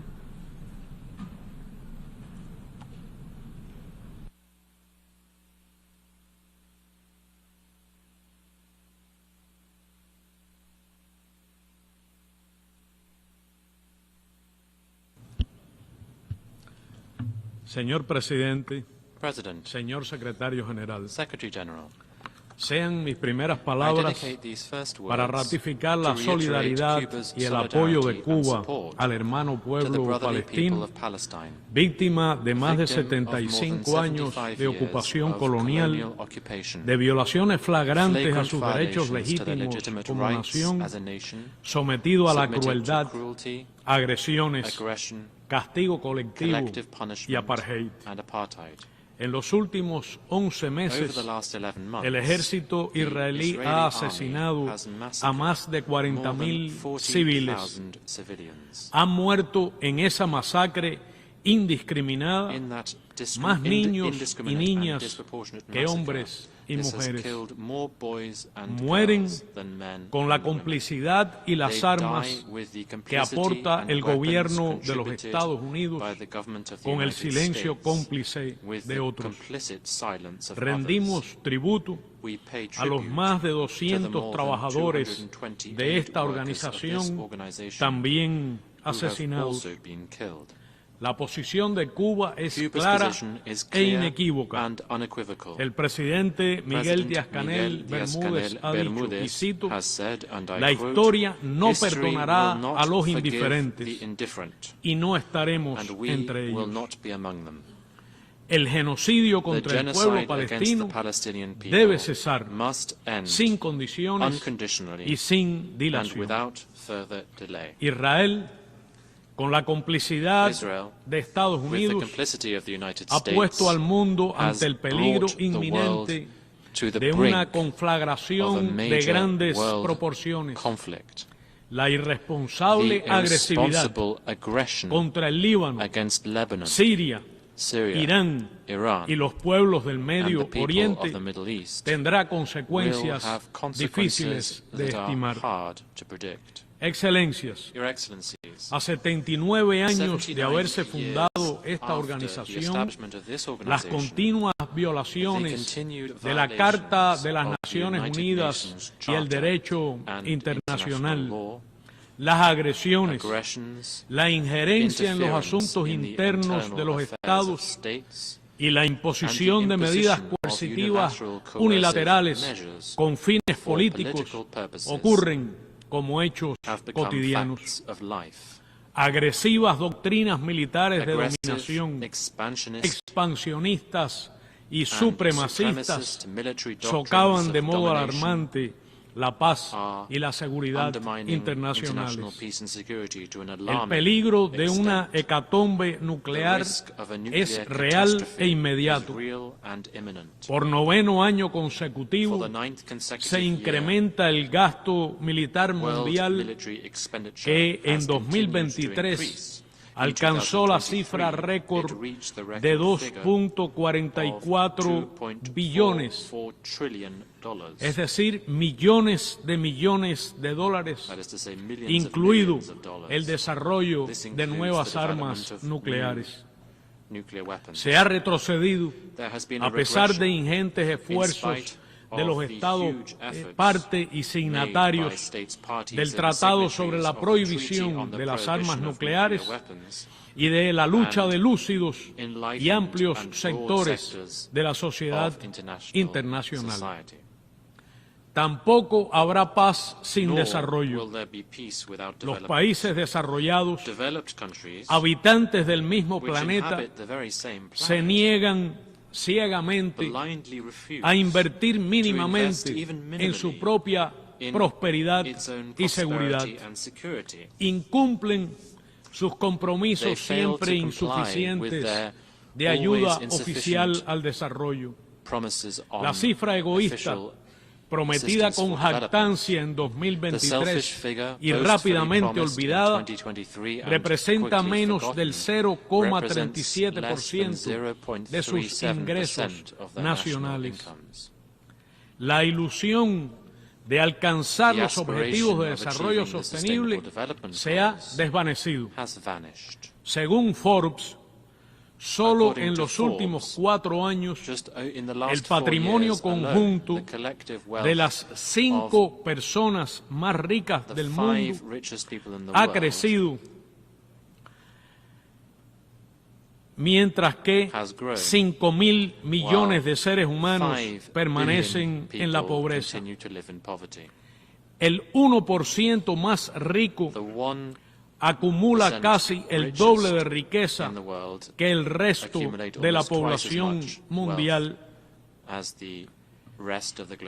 Esos 5 multimillonarios tuvieron en este periodo ganancias superiores a 423.000 millones de euros, mientras la población del mundo se empobrece.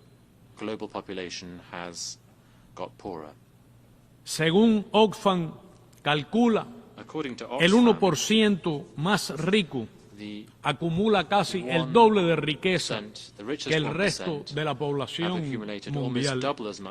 Con un impuesto a la riqueza ínfimo, podrían salir de la pobreza 2.000 millones de personas. Las crisis son estructurales, determinadas por el sistema imperialista y el orden internacional que se nos impone. Ningún problema se resolverá socavando el carácter intergubernamental de las Naciones Unidas, como pretenden algunos, ni debilitando su papel esencial en la promoción del desarrollo sostenible para todos. El cambio climático avanza de modo inexorable. Es un hecho irrefutable. En julio de 2024, los científicos anunciaron que hubo 13 meses consecutivos de niveles de temperatura sin precedentes. Si los patrones irracionales e insostenibles de producción y consumo del capitalismo no se cambian de manera urgente y significativa, no se podrá contener el aumento de la temperatura media global por debajo de los 1,5 grados centígrados con respecto a los niveles preindustriales. Las responsabilidades son compartidas, pero diferenciadas. No son las mismas para todos, ni en justicia podrán serlo. Sin embargo, podría darse un paso acertado en la conferencia de las partes próxima, COP29, en Azerbaiyán, y adoptar la nueva meta colectiva de financiación. Los países del norte tendrían otra posibilidad de comenzar a saldar la deuda y la brecha del financiamiento climático. Los del sur tendríamos que diseñar una meta suficiente que responda a las necesidades con garantías para el desarrollo y la justicia social frente a los enormes obstáculos y desafíos que enfrentamos. La solución tendría que incluir inevitablemente